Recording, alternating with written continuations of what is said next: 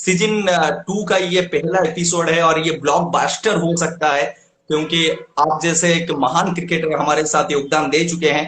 आपका स्वागत करना चाहूंगा पहले के शायरी के साथ, और शायद आपका दिलों को जीतने की मैं कोशिश करूंगा। वो कहते हैं कि नजर को बदलो तो नजारे बदल जाते हैं, सोच को बदलो तो सितारे बदल जाते हैं, कश्तियां बदलने की कोई जरूरत नहीं, दिशा को बदलो तो किनारे खुद ब खुद बदल जाता है। आपने जब भी क्रिकेट का कैरियर का शुरुआत किया था तब आपने दिशा को बदला था, जिसके वजह से आपने आसाम के लिए, उड़ीसा के लिए, राजस्थान के लिए, भितरवा के लिए आप बहुत सारे मुकाबला खेले। जब मैं आपका फर्स्ट क्लास रिकॉर्ड उठाकर देखता हूं तो 139 मैच आपने खेले हैं, जिस जहां पे आपने 8,317 रन बनाए हैं और 220 आपका हाई स्कोर है। 43, लगभग 43 के एवरेज से आपने रन बनाया, और जिसके अंदर 16 शतक और 50, जब हाफ सेंचुरी के बारे में बात करें 51 हाफ सेंचुरी, अनबिलीवेबल आपका रिकॉर्ड है। और जब ये लिस्ट है कि कैरियर को हम उठाकर देखते हैं, 66 मैच पे अपने 2063 रन, 122 आपका हाई स्कोर, लगभग 38 का एवरेज, और दो लाजवाब सेंचुरी, और हाफ सेंचुरी के बारे में बात किया जाए तो 15 कुल मिलाकर आपने हाफ सेंचुरी जड़े हैं। और आपका जन्म हुआ था 1977, 1977 जुलाई 7 तारीख। एक यादगार दिन रहेगा आपके लिए। किसने सोचा था कि रश्मि रंजन परिड़ा जो उड़ीसा को रिप्रेजेंट कर पाएंगे, जो उड़ीसा टीम का बैटिंग कोच बन पाएंगे।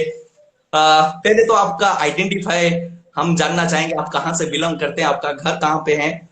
इसको थोड़ा सा क्लैरिफाई कीजिए हमारे दर्शकों को। बेसिकली मैं भुवनेश्वर से बिलोंग करता हूँ। मैंने बर्न एंड ब्रॉट अप वहीं पे पूरा हुआ है। जी एंड अगर गांव की बात किया जाए, मैं बिलोंग करता हूँ केंद्रापड़ा डिस्ट्रिक्ट के आली आली आड़ी जी करके जी नाम है उसका। वो नियर आली है। सो बेसिक मेरा पूरा जो जो सफर रहा है, या मेरा यू नो स्कूलिंग वगैरह सब कुछ यहीं पे भुवनेश्वर से हुआ जी। क्रिकेट एक ऐसा खेल, जब 1983 पे कपिल देव ने वो वर्ल्ड कप को लॉर्ड्स के मैदान पर उठाया था, तब बहुत सारे यंगस्टर ने क्रिकेट खेलना शुरू किया। सुनील गावस्कर को देखकर बहुत सारे क्रिकेट खेलने शुरू किए थे। सचिन रमेश तेंदुलकर को देखकर बहुत सारे यंगस्टर ने प्रेरित होकर क्रिकेट खेलना शुरू किया था। लेकिन आपके जहन पे, आपके दिमाग पे कब, कैसा ये क्रिकेट के बारे में, आपको क्रिकेटर बनना है, ये जो स्पिरिट कब से आया, और क्या वो मोटिवेट था आपके लिए जब आपने क्रिकेट खेलना शुरू किया था? हम वो शुरुआती दौर के बारे में जानना चाहेंगे, कैसे आपने शुरुआत किया था इसका सिलसिला। है। एक्चुअली अगर क्रिकेट में बोलूंगा, इससे कोइंसिडेंस हुआ था मेरे साथ। जी क्योंकि I am a sports lover. मैं बचपन में सब कुछ खेलता था। मतलब आपका गुल्ली डंडा से शुरू करके गोटियां सब कुछ, टायर यस को जो रोल करते हैं वो सब गेम्स, कुछ भी गेम्स, मुझे सारे गेम्स अच्छे लगते थे। और जी I was in school, schooling में वहाँ क्रिकेट नहीं होता था। गवर्नमेंट स्कूल में पढ़ता था मैं, तो उसमें फुटबॉल चलता था। तो मैं स्कूल का कप्तान भी बना था उधर। जी फुटबॉल उस टाइम मुझे अच्छा लगता था। सॉकर मुझे ऐसे भी बहुत पसंद है गेम। जी तो स्कूलिंग में ज्यादा मतलब जैसे बाकी स्पोर्ट्स वगैरह में मैं सब कुछ पार्टिसिपेट करता था। मुझे बेसिकली स्पोर्ट्स अच्छा लगता था। फिर जी जब मैं +2 ओयूटी के अंडर मैंने ज्वाइन किया था, +2 साइंस में। वहां मुझे मिले थे राजेंद्र महांती करके कोच, ओयूटी में थे। जी उसने एक्चुअली मुझे पिक किया था। पिक इन टर्म्स, उस टाइम इंटर कॉलेज का मैच होता है, तो उस +2 टाइम जो इंटर कॉलेज का होता है, उस टाइम पहले बार मैंने ड्यूज बॉल खेला है। जी मैं क्रिकेट खेलता था, मतलब जैसे कॉलोनी में खेलते रहते हैं, रबर बॉल में, ये सब चीजें हम खेलते रहते हैं, दोस्त लोग सब कुछ। जी लेकिन प्रॉपर क्रिकेट में वहां से शुरू हुआ। तो उन्होंने मुझे पुश किया, तू थोड़ा, वो कॉलेज ट्रायल के लिए मैं गया था ऐसे, जी मुझे अच्छा लगता था, मैं चला गया। वहां मुझे देख के उसने मुझे थोड़ा सा पुश किए थे। जी राजेंद्र मादी जो कटक से बिलोंग करते हैं, अभी शायद रिटायर्ड कर चुके हैं वो। जी उसने पुश टाइम। किया, उसने मुझे कमल कमल गांगुली के पास भेजा था। जी जी फिर मेरा मतलब दौर शुरू हुआ क्रिकेट की तरफ, जो होता है ना इंटरेस्ट। जी क्योंकि उससे पहले मेरे फादर इंजीनियर थे, मेरे आसपास कोई भी ऐसे स्पोर्ट्स पर्सन भी नहीं थे। तो जी खेल के क्या होगा, वो जो होता है ना फैमिली में जो माइंडसेट्स, उस टाइम की बात जी कर रहा हूँ। ये वो अगर मैं बताऊंगा, ये 90s की बात कर रहा हूँ, 91 92 की बात कर रहा हूँ। जी सो मैं बोलूंगा 1994 1995 पे आपका डेब्यू हुआ था बंगाल के खिलाफ। निश्चित तौर पर उससे पहले आपने बहुत सारी तैयारी किया था और मैं वो डेब्यू मैच के बारे में जानना चाहूंगा। जब आप डेब्यू किए तो फिर वो फीलिंग्स कैसा था, और शायद आपने उस मैच पे 32 रन बनाए थे, 32 रन का पारी खेला था। एक छोटी सी पारी था लेकिन आपके लिए बहुत यादगार था। तो मैं जानना चाहूंगा उस मुकाबला से पहले आपके दिमाग की क्या क्या चल रहा था, और आपका दिल आपको क्या बोल रहा था, और फैमिली पे आप जब बताए इस चीज को कि मेरा डेब्यू हो रहा है बंगाल के खिलाफ, तो फैमिली पे क्या वो उत्साह, कितना एक्साइटेड थे? तो उसके बारे में मैं जानना चाहूंगा डेब्यू मैच। एक्चुअल देखा जाए तो उस साल में पिक हुआ था आज एक keeper batsman, wicket yes. Keeper, because मैं अंडर 19 में विकेट कीपिंग करता था। जी ठीक है, अंडर 19 में मैं जोन 1 खेल चुका था उससे पहले साल। तो उस साल जब पिक हुआ, मैं मुझे कीपर करके लेके गए थे। सो मुझे चांस नहीं मिला था। बंगाल का मैच था ईडन गार्डन्स में, वो लास्ट जी मैच था, तो मुझे मौका मिला था उधर खेलने के लिए। निश्चित सो तौर पर आपके लिए एक यादगार वो लम्हा था, जिसको आप भी आज आज भी आप आंख बंद करके उस लम्हा को जब याद करेंगे जरूर दिल को सुकून मिलेगा, क्योंकि एक ड्रीम होता है जो आपका पूरा हुआ उस समय। जी, और भी थोड़ा सा विस्तार पे बताएंगे उस मैच के बारे में। एक्चुअली एक जैसे हम ईस्ट में खेलते हैं ना, ईडन गार्डन्स बहुत बड़ा स्टेडियम है या बहुत बड़ा ग्राउंड है। जी सबका दिमाग में सबको पता है उस टाइम क्रिकेट। तो ईडन गार्डन्स में खेलना इटसेल्फ एक प्राउड मोमेंट था मेरे लिए। Yes. And playing against Bengal, वाह। मतलब ईस्ट का सबसे स्ट्रॉन्ग साइड, यस। वो थोड़ा सा खेलते थे उस टाइम मैच में। शायद अशोक मल्होत्रा थे, और स्नेहाशीष गांगुली, सागर भाई सन शर्मा, जो जो एस्टेब्लिश मतलब खेल चुके थे कभी, उनमें से कई कंट्री खेल चुके थे, और कई मतलब लीजेंड्स थे उस टाइम के। जी तो उनके अगेंस्ट खेलना थोड़ा सा था नर्वसनेस। बट मैं माइंड में फ्री था, मतलब मुझे जो जितना पता है मैं तो अपने एक्सप्रेस करना चाहता हूँ, जी जो होगी देखी जाएगी। जी सो इसलिए तो कहते हैं कि गिनने से डरे, इसीलिए कहते हैं कि गिनने से डरेगा तो उड़ान कैसे भरेगा। ये क्रिकेट का जंग है जनाब, मेहनत नहीं करेगा तो आगे कैसे बढ़ेगा। अपने कड़ी मेहनत की, जिस मेहनत के वजह से वो रंग लेके आया, और अपने कमाल की बैटिंग किया, और सिर्फ उड़ीसा के लिए नहीं, राजस्थान के लिए देखिए, बहुत सारे स्टेट के लिए आपने रिप्रेजेंट किया, और कमाल का आपका आंकड़ा है। और जिस आंकड़ा को देखते हुए शायद मैं भी आज गर्व के साथ महसूस कर रहा हूं कि मैं आपके साथ बातचीत कर पा रहा हूं। क्वेश्चन का सिलसिला थोड़ा सा मेरे पास ज्यादा होता है, और मैं शुरुआत करना चाहूंगा आपका मेमोरेबल मैच, जो आपके लिए सबसे यादगार मुकाबला हो, जिस मुकाबला को आप कभी भी भूल नहीं सकते हैं। उस मेमोरेबल मैच को आप याद कीजिए और हमारे क्रिकेट वाणी पे उसको शेयर कीजिए। ओके, अगर मेमोरेबल मैच अगर आप बोलेंगे, तो मैं उड़ीसा के लिए जो सेमीफाइनल मैच था against Madhya Pradesh, play yes. हम लोग खेल रहे थे ग्वालियर में। जी आ, उस टाइम शिव सुंदर दास और देवाशीष दोनों पिक हो गए थे कंट्री के लिए। जी। वो दोनों एब्सेंट थे उस मैच में। ओ। Quarter final game, pre quarter हम जीत गए थे, फिर क्वार्टर फाइनल गेम गए थे।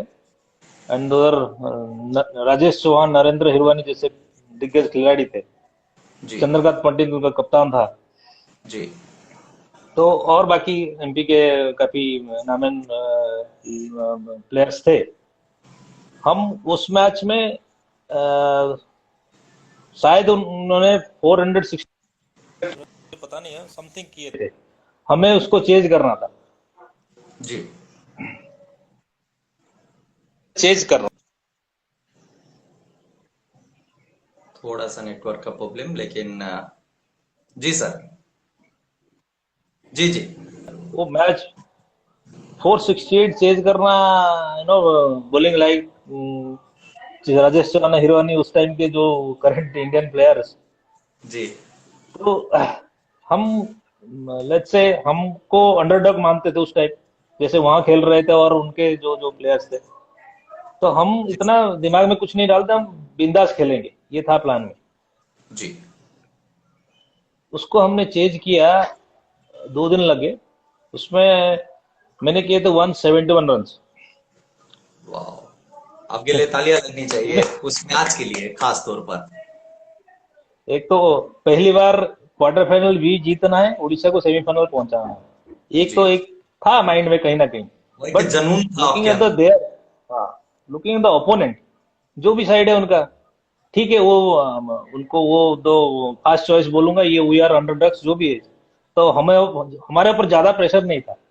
जी हम थे बेसिकली, हम थे फेयरलेस, जी क्योंकि एक एक एज के ग्रुप के सारे थे प्लेयर्स। मैं था, प्रभंजन था, संजय राहुल था, जैसे शिव सुंदर चला गया था और देवाशीष नहीं था, और 2-3 हमारी बैच के थे, जयचंद्र था।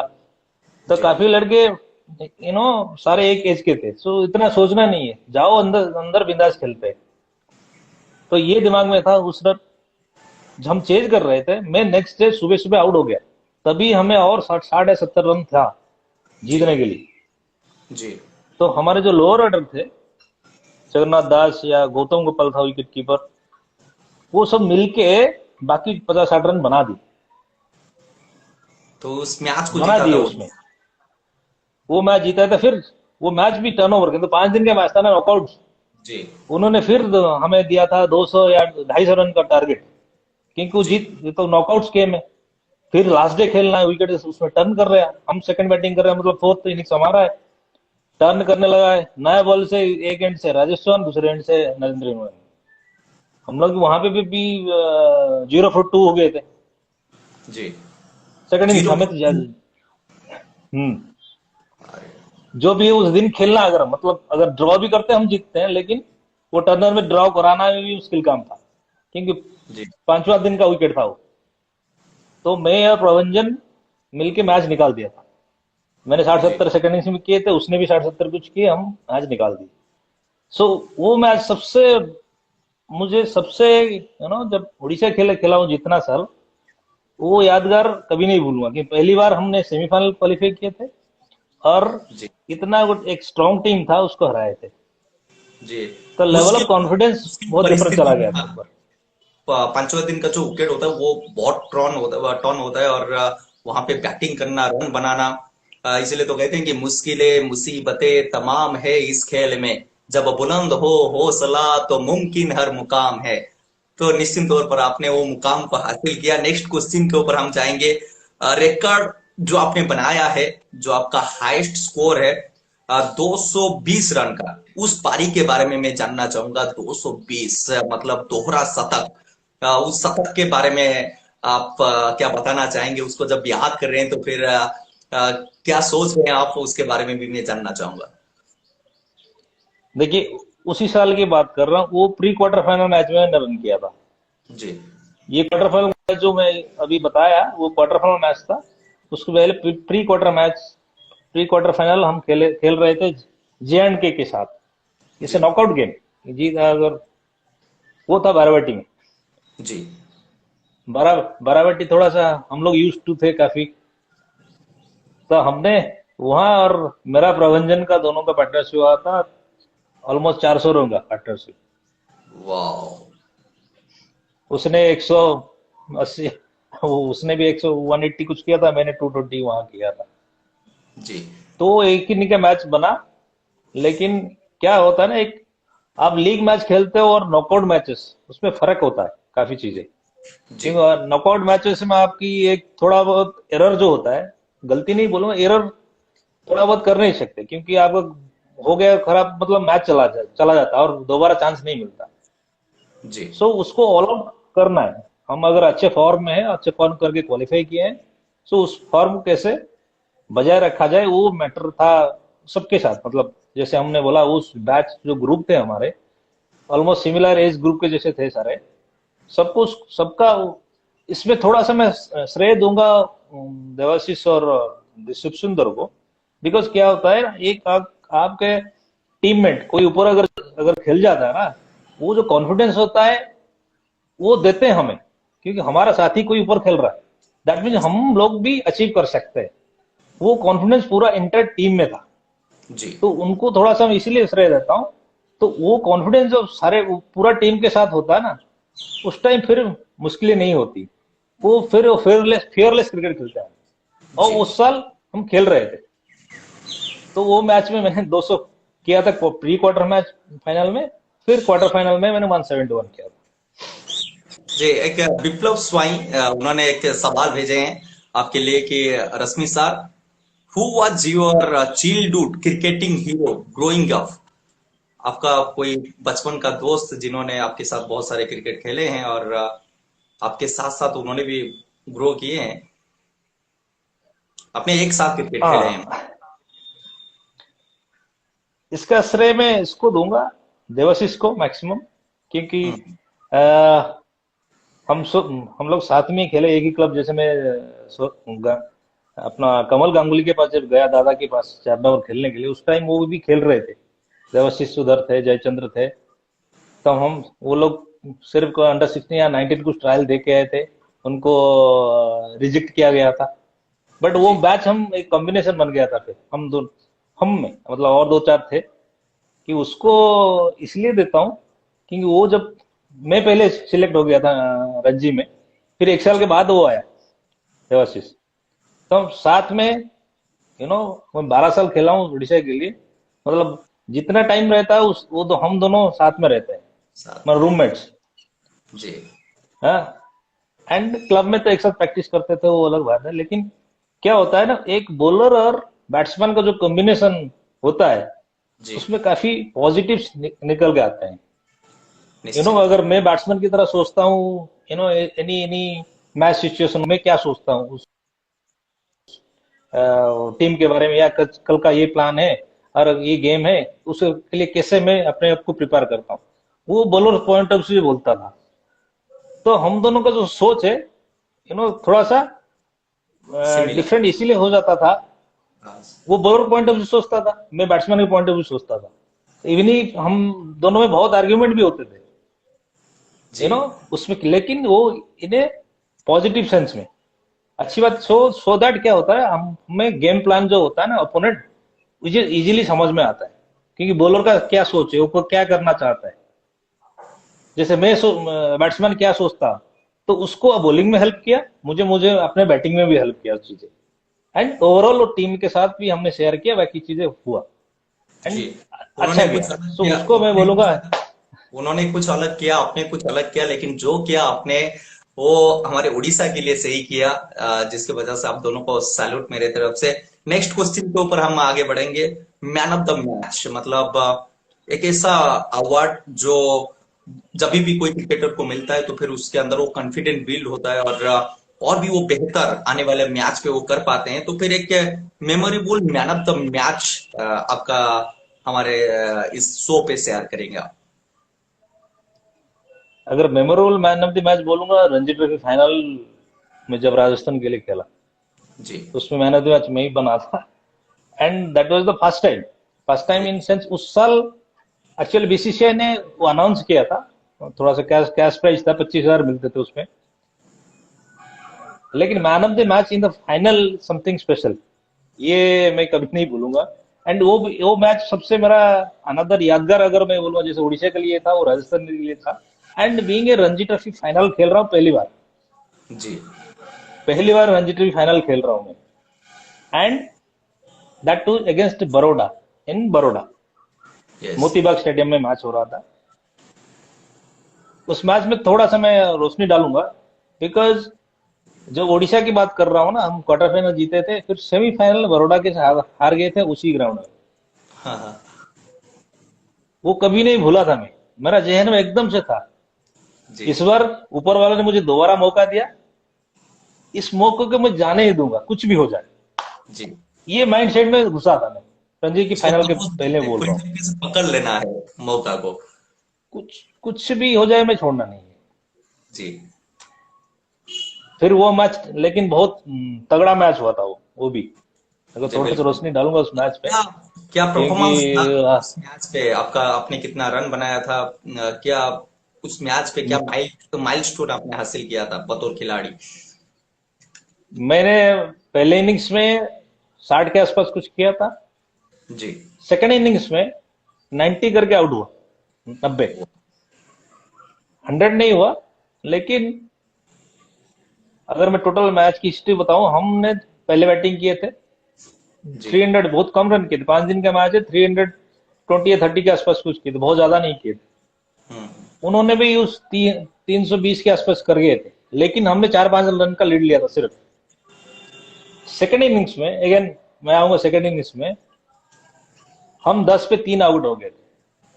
उसमें आकाश चोपड़ा आउट हो गया था, ऋषिकेश जी। कानितकर भी आउट हो गया था, और विनीत सक्सेना भी आउट हो गया था, जो उस सीजन में सब रन गेटर थे। जी। 3 मेन बैट्समैन आउट हो गए थे, 10 पे 3। उसके बाद मैं बैटिंग करने गया, क्योंकि वहां से मैच निकला और 2 दिन का गेम बचा हुआ है। जी। फिर वहां से मैं इनिंग्स फील्ड किया, अशोक मिनारिया करके है, जो उस टाइम अंडर 19 इंडिया खेल के आया था, जी। लेकिन वो छोटा तो था, ऐसे प्रेशर सिचुएशन में हैंडल करना, उसको लेके मैंने वो गेम को बढ़ाया। फिर उसने 100 कर गया। जी। मैंने उसको थोड़ा सा पॉजिटिव खेलने के लिए बोला, बिकॉज वो फंस फंस के नहीं खेल सकता था, जैसे भी हो, ये यंगस्टर होता है ना, बहुत ज्यादा प्रेशर में, हम्म। लेकिन वो चारों तरफ से वो भाई बातें थे, गाली गलौज कुछ भी हो रहा था, क्योंकि जीतना जी है, ये सब गेम प्लान से, उसमें कोई हम खराब नहीं सोचते उनसे, बट वो यंगस्टर था, उसके जी लेके खेलना, और रेस्ट ऑफ बॉलर्स थे मेरे। जो बिल्कुल। भी हुआ, मैंने ऐसे मैच निकाल दिया एकदम से, वो निकल गया था मैच। तो वो जो दोनों इनिंग्स का हुआ था, फिर अंपायर ने डिसाइड किया था मुझे मैन ऑफ द मैच देने के लिए। तो जी। वो सबसे ज्यादा यादगार मुझे इसीलिए है कि एक तो जीते थे, और दूसरा जो मेरा पुराना, यू नो अगर एक आप दुश्मनी था, उसको भी निकालना चाहिए था, तो आपने मुंह तोड़ जवाब दिया। निकाल वो दिया। महीना साहब का पराक्रम देखने के लिए मिला। आपने पलटवार किया बड़ौदा के सामने। एक कमाल का वो पल था आपके लिए, जहां पे आपने शानदार बैटिंग किया।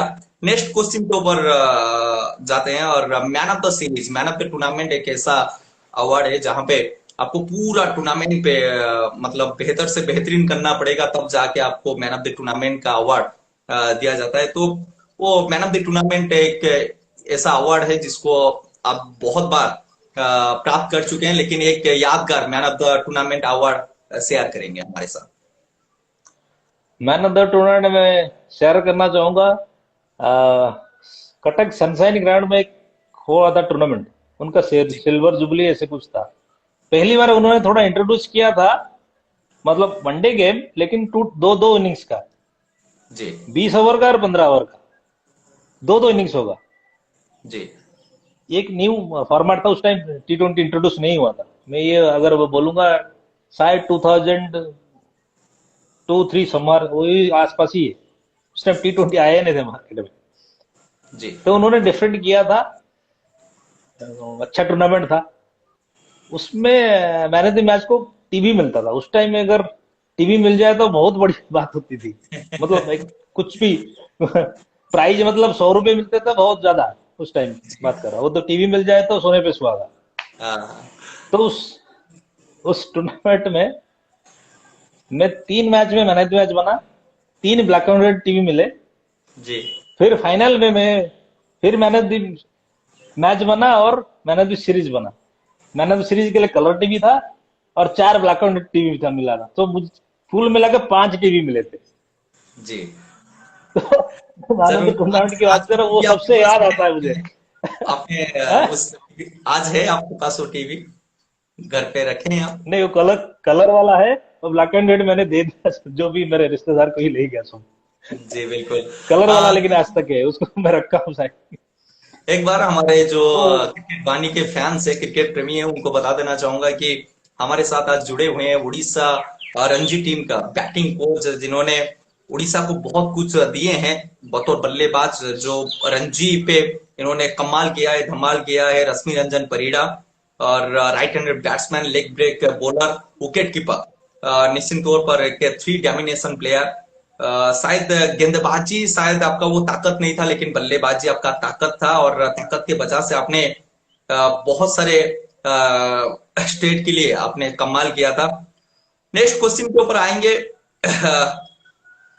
टोटल आपके पास कितना सेंचुरी है? तो अपने कुल मिलाकर जब याद करेंगे तो कितना सेंचुरी आप लगा चुके हैं पूरा, मतलब चारों स्टेट को मिला लेंगे, जितने भी आपने रिप्रेजेंट किए हैं, तो कुल मिलाकर कितना सेंचुरी आपके बल्ले पे बल्ले से आया है? अगर फर्स्ट क्लास की अगर इंडिया ए या दिलीप ट्रॉफी वगैरह उसको मिला को तो 18-20 है। बट अगर बाकी चीजें अगर उसके नीचे के मैचेस बोलूंगा तो अनदर 15-20 आप ऐड कर सकते हो उसमें। तो कुल मिलाकर 35, 35 सेंचुरी आपकी जो क्रिकेट की कैरियर है वहां पे 35 शतक जड़ना, मतलब आउटस्टैंडिंग बैटिंग आपने किया है, और गेंदबाज का आपने पूरी तरीके से धागा खोल दिया है, और आपने उम्दा बल्लेबाजी किए थे। और नेक्स्ट क्वेश्चन आपके सामने। जब आप खेल रहे थे, क्रिकेट खेल रहे थे, आपके साथ जो खिलाड़ी खेल रहे थे, चाहे वो उड़ीसा के स्टेट से हो या फिर अदर स्टेट से हो, मैं जानना चाहूंगा कि आपका बेस्ट बैट्समैन उस दौर पे आप किसको ज्यादा मतलब लाइक कर रहे थे कि इस खिलाड़ी से कुछ सीखना चाहिए, बहुत अच्छी बल्लेबाजी कर रहे हैं? जैसे हमने विराट कोहली का एक इंटरव्यू हमने देखा था, जहां पे उन्होंने रोहित शर्मा का बहुत तारीफ किया था कि रोहित शर्मा के पास बहुत सारे टैलेंट है और मेरे से बेहतर बल्लेबाज है।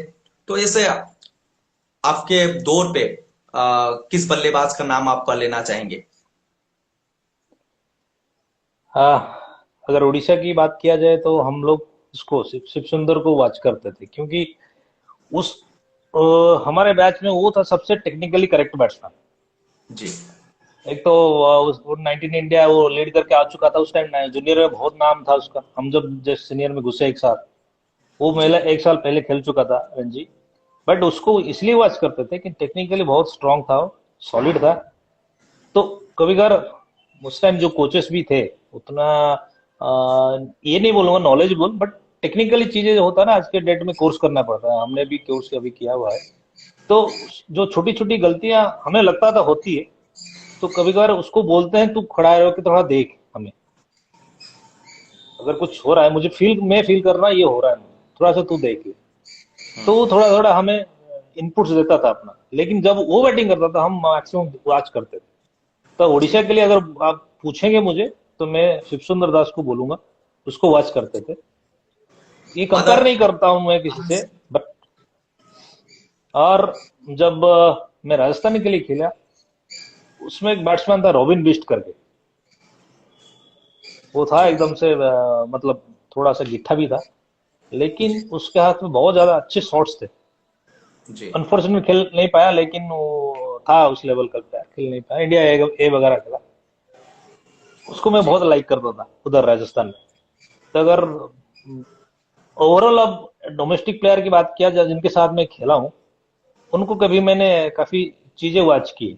फिर छोटी छोटी होता है, आप स्पिनर को कैसे खेलते हैं, वो स्पिनर के लिए अच्छा होता है, कोई कोई मीडियम पेसर को अच्छा, कोई कोई स्विंग के लिए बहुत अच्छे होते हैं, कोई कोई टर्नर विकेट में अच्छे खेलते हैं, कोई कोई ग्रीन विकेट में अच्छे खेलते हैं।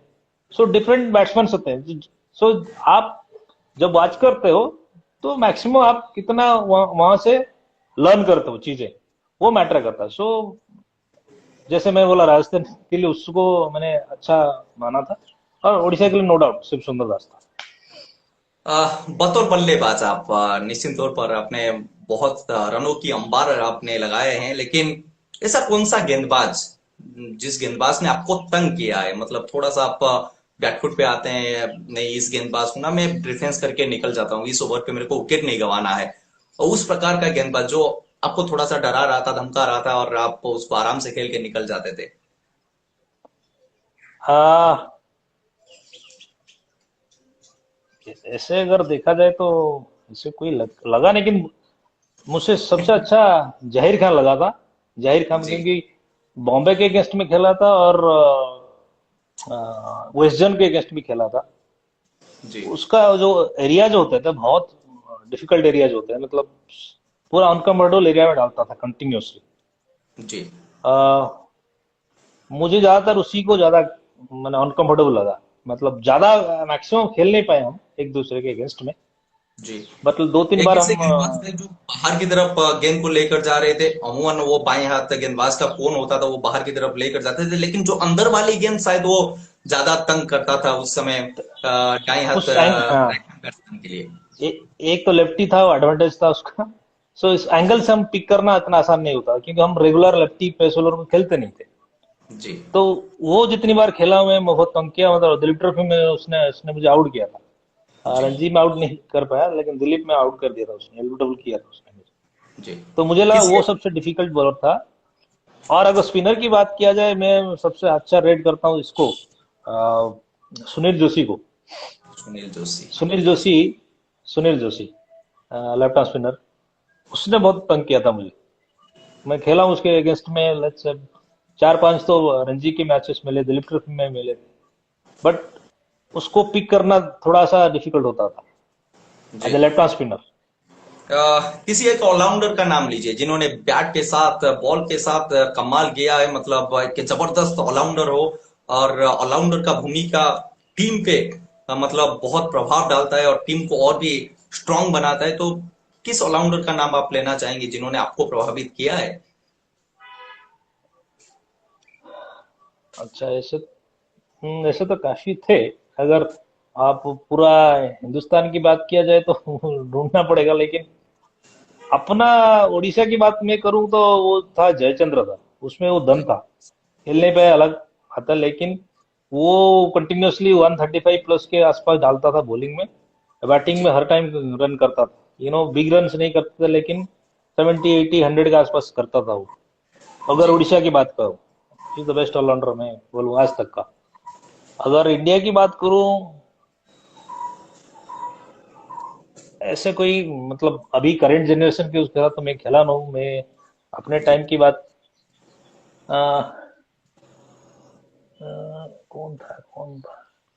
आपके दौर पे किस ऑलराउंडर ने जिन्होंने मतलब जबरदस्त परफॉर्मेंस दिया है? नहीं, ऐसे कोई लगा नहीं मुझे जो मतलब कोई बात दोनों नहीं, तरफ हम से बहुत अच्छे हो।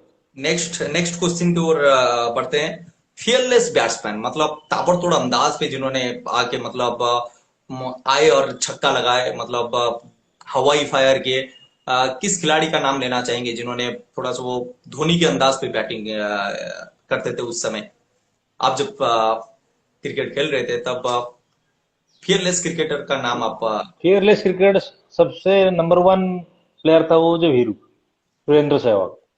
जी। नो डाउट मैं खेला हूँ उसके साथ। दिल्ली में हम, जैसे मैं एयर इंडिया से बिलोंग करता हूँ, मैं दिल्ली में गर्मी के क्रिकेट खेलते था हम। वो ओएनजीसी से बिलोंग करता, मैं एयर इंडिया से रिप्रेजेंट करता था। हम दिल्ली में काफी, हम दोनों अगेंस्ट में भिड़े हुए हैं। उस मैच, वो जब भी आता था वो बिंदास अपना क्रिकेट खेलता, कुछ भी हो जी। उसका भी। आप इंडिया के मैचेस में भी जैसे था एटीट्यूड, कुछ भी मैचेस हो ऐसा ही खेलता था वो। इवनिंग रणजी की नवाब। मैच हम दिल्ली के अगेंस्ट में खेले, बाराबाटी में खेले थे रणजी में। अ, हम लोग जीते 2 मैच, लेकिन जी। उसने किया था 160 कुछ। मुझे नहीं लगा वो साला 70-80 बॉल में मार दिया होगा 160। जी तो बिल्कुल, नजफगढ़ के नवाब नवाब कहा जाता है, और निश्चित तौर पर वीरेंद्र सहवाग का जब बतौर ओपनर आते थे तो फिर गेंदबाज मतलब वो सोचने पे मजबूर हो जाते थे कि कहाँ पे रोम डालेंगे, तो फिर पॉइंट के ऊपर पे वो कट लगाते थे, हल्की सी बाउंसर ऑस्टम के बाहर होगा, अपर कट, कदमों का इस्तेमाल भी बहुत बढ़िया करते थे, ओवर कवर्स भी बहुत बढ़िया खेलते थे, और काफी बेहतरीन बल्लेबाज थे जिन्होंने इंडिया को रिप्रेजेंट किया, और उन्होंने उन्होंने बहुत लाजवाब बैटिंग की। और बतौर ओपनर जब हम याद करेंगे तो फिर वीरेंद्र सहवाग से कोई मतलब फियरलेस क्रिकेटर ना हो, और आपने सही फरमाया, मतलब Virender Sehwag is fearless batsman. Next question आपके सामने मैं रखना चाहूंगा कि बेस्ट फिनिशर।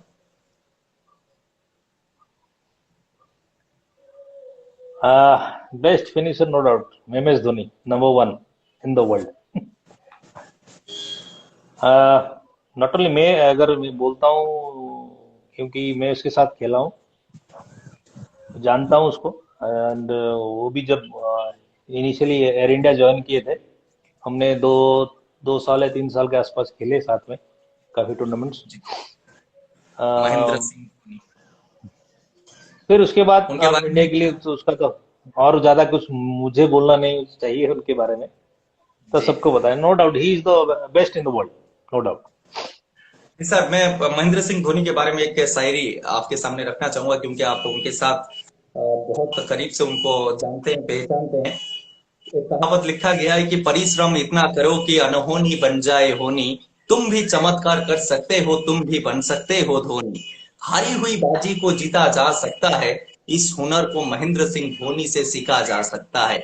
महेंद्र दे दनादन धोनी, धोनी है तो मुमकिन है, धोनी है तो उम्मीद है। और जब वानखेड़े का वो मैदान, वो छक्का, 2011 का वर्ल्ड कप, महेंद्र सिंह धोनी का बल्ला घूमा, वानखेड़े नहीं पूरा भारत झूमा। एक यादगार पल था 2011 की वर्ल्ड कप के बारे में, क्या बताना चाहेंगे आप? अगर मैं वर्ल्ड कप की बात करूं 11 की, उस टाइम स्ट्रॉन्ग कंटेंडर इंडिया ही था, आपको पूरा, क्योंकि उस वो जो जितने भी सीरीज उसके पहले खेले थे, मतलब इंडिया हर टाइम डोमिनेट करके खेल के आया था। सो उसमें सारे मैच विनर्स थे उस ग्रुप में, उस जो मैच मैच थे, सचिन देखो, सहवाग देखो, गौतम गंभीर, युवराज सिंह, महेंद्र सिंह खुद, तो सारे मैच विनर्स थे। तो हमें पता था ये टीम डेफिनेटली करेगा इस साल, क्योंकि जी जिस लेवल के क्रिकेट वो खेल रहे थे, मतलब लेट्स से 3-4 साल कंटिन्यूस, तो सबको पता था इंडिया दावेदार सबसे ज्यादा था। तो उसके बाद तो हुआ, लेकिन वर्ल्ड कप फाइनल होता है, वो प्रेशर डिफरेंट रहता है, सबके लिए भी रहेगा, रहता होगा उनको, लेकिन जीतना समथिंग स्पेशल है, क्योंकि हम 83 के बाद फिर ट्रॉफी नहीं उठाए थे। जी, बहुत साल लग गया हमको, लेकिन जब ट्रॉफी उठाया हमने, तो फिर हमने गर्व महसूस किया कि वर्ल्ड कप हमारा है। और महेंद्र सिंह धोनी की अगुवाई पे जिस टीम पे मतलब सचिन तेंदुलकर, जाहिर खान, वीरेंद्र सहवाग, गौतम गंभीर, विराट कोहली जैसे खिलाड़ी थे, और जिन्हीं के वजह से मतलब कोई एक तो जिताता नहीं है, एक दूसरे का जो मिलाव है, एक से एक मिलाएंगे दो होता है, मेरे विचार पे एक से एक मिलाएंगे तो 11। उस 11 खिलाड़ियों के वजह से भारत 2011 का वर्ल्ड कप को जीता। थोड़ा सा हम जो भी यंगस्टर यहाँ पे देख रहे हैं हमको, या फिर हम जब यूट्यूब पे ये वीडियो लेकर आएंगे, जो भी यंगस्टर देखेंगे जो प्रोफेशनल क्रिकेट खेलना चाहते थे, चाहते हैं, क्या आपका वो टिप्पणी होगा, क्या टिप्स होगा कि क्या स्किल्स होना चाहिए बतौर एक बल्लेबाज, क्या स्किल्स होना चाहिए और किस हिसाब से माइंडसेट होना चाहिए आप जब मैदान पे उतरते हैं, और किस हिसाब से आप प्रेशर सिचुएशन को हैंडल करते हैं, उसके बारे में हमारे यंगस्टर के लिए आपका क्या टिप्स रहेगा, जो हमारे यंगस्टर को आगे की तरफ लेकर जा सकता है और उनकी बल्लेबाजी पे वो सुधार आ सकता है? देखिए, 2-3 हम आज के डेट में कोचिंग के लाइन में है, तो हम बच्चों को वही बताते हैं। क्या होता है, मैच से पहले का जो प्रिपरेशन हर प्लेयर का थोड़ा डिफरेंट होता है। आपको बीइंग ए कोच, अगर मैं आज के डेट में कोच हूँ, मुझे समझना चाहिए प्लेयर का सोच क्या है। मतलब जी मेरा सोच है, आपका सोच या सबका डिफरेंट होता है, तो उसी हिसाब से एक तो फास्ट ऑफ उनको हम आइडिया देते हैं। लेकिन एक कॉमन चीज इसमें है, सब प्लेयर एनी मैच पहले आपको माइंड को एकदम ब्लैंक रखना। You are going to play just a another game, ये यस सिंपल लाइन है, ये सिंपल है। क्योंकि प्लेयर्स क्या करते हैं, तो सोचते हैं ये स्टेट का मैच है, मुझे परफॉर्म करना है, ये मैच में नहीं करूंगा तो मैं सिलेक्ट नहीं होगा, या मुझे करके दिखाना है, या मेरा प्लेस चला जाएगा, कुछ भी। वो दिमाग में बहुत ज्यादा अपने आप ऊपर वो प्रेशर डाल देते हैं खुद ही।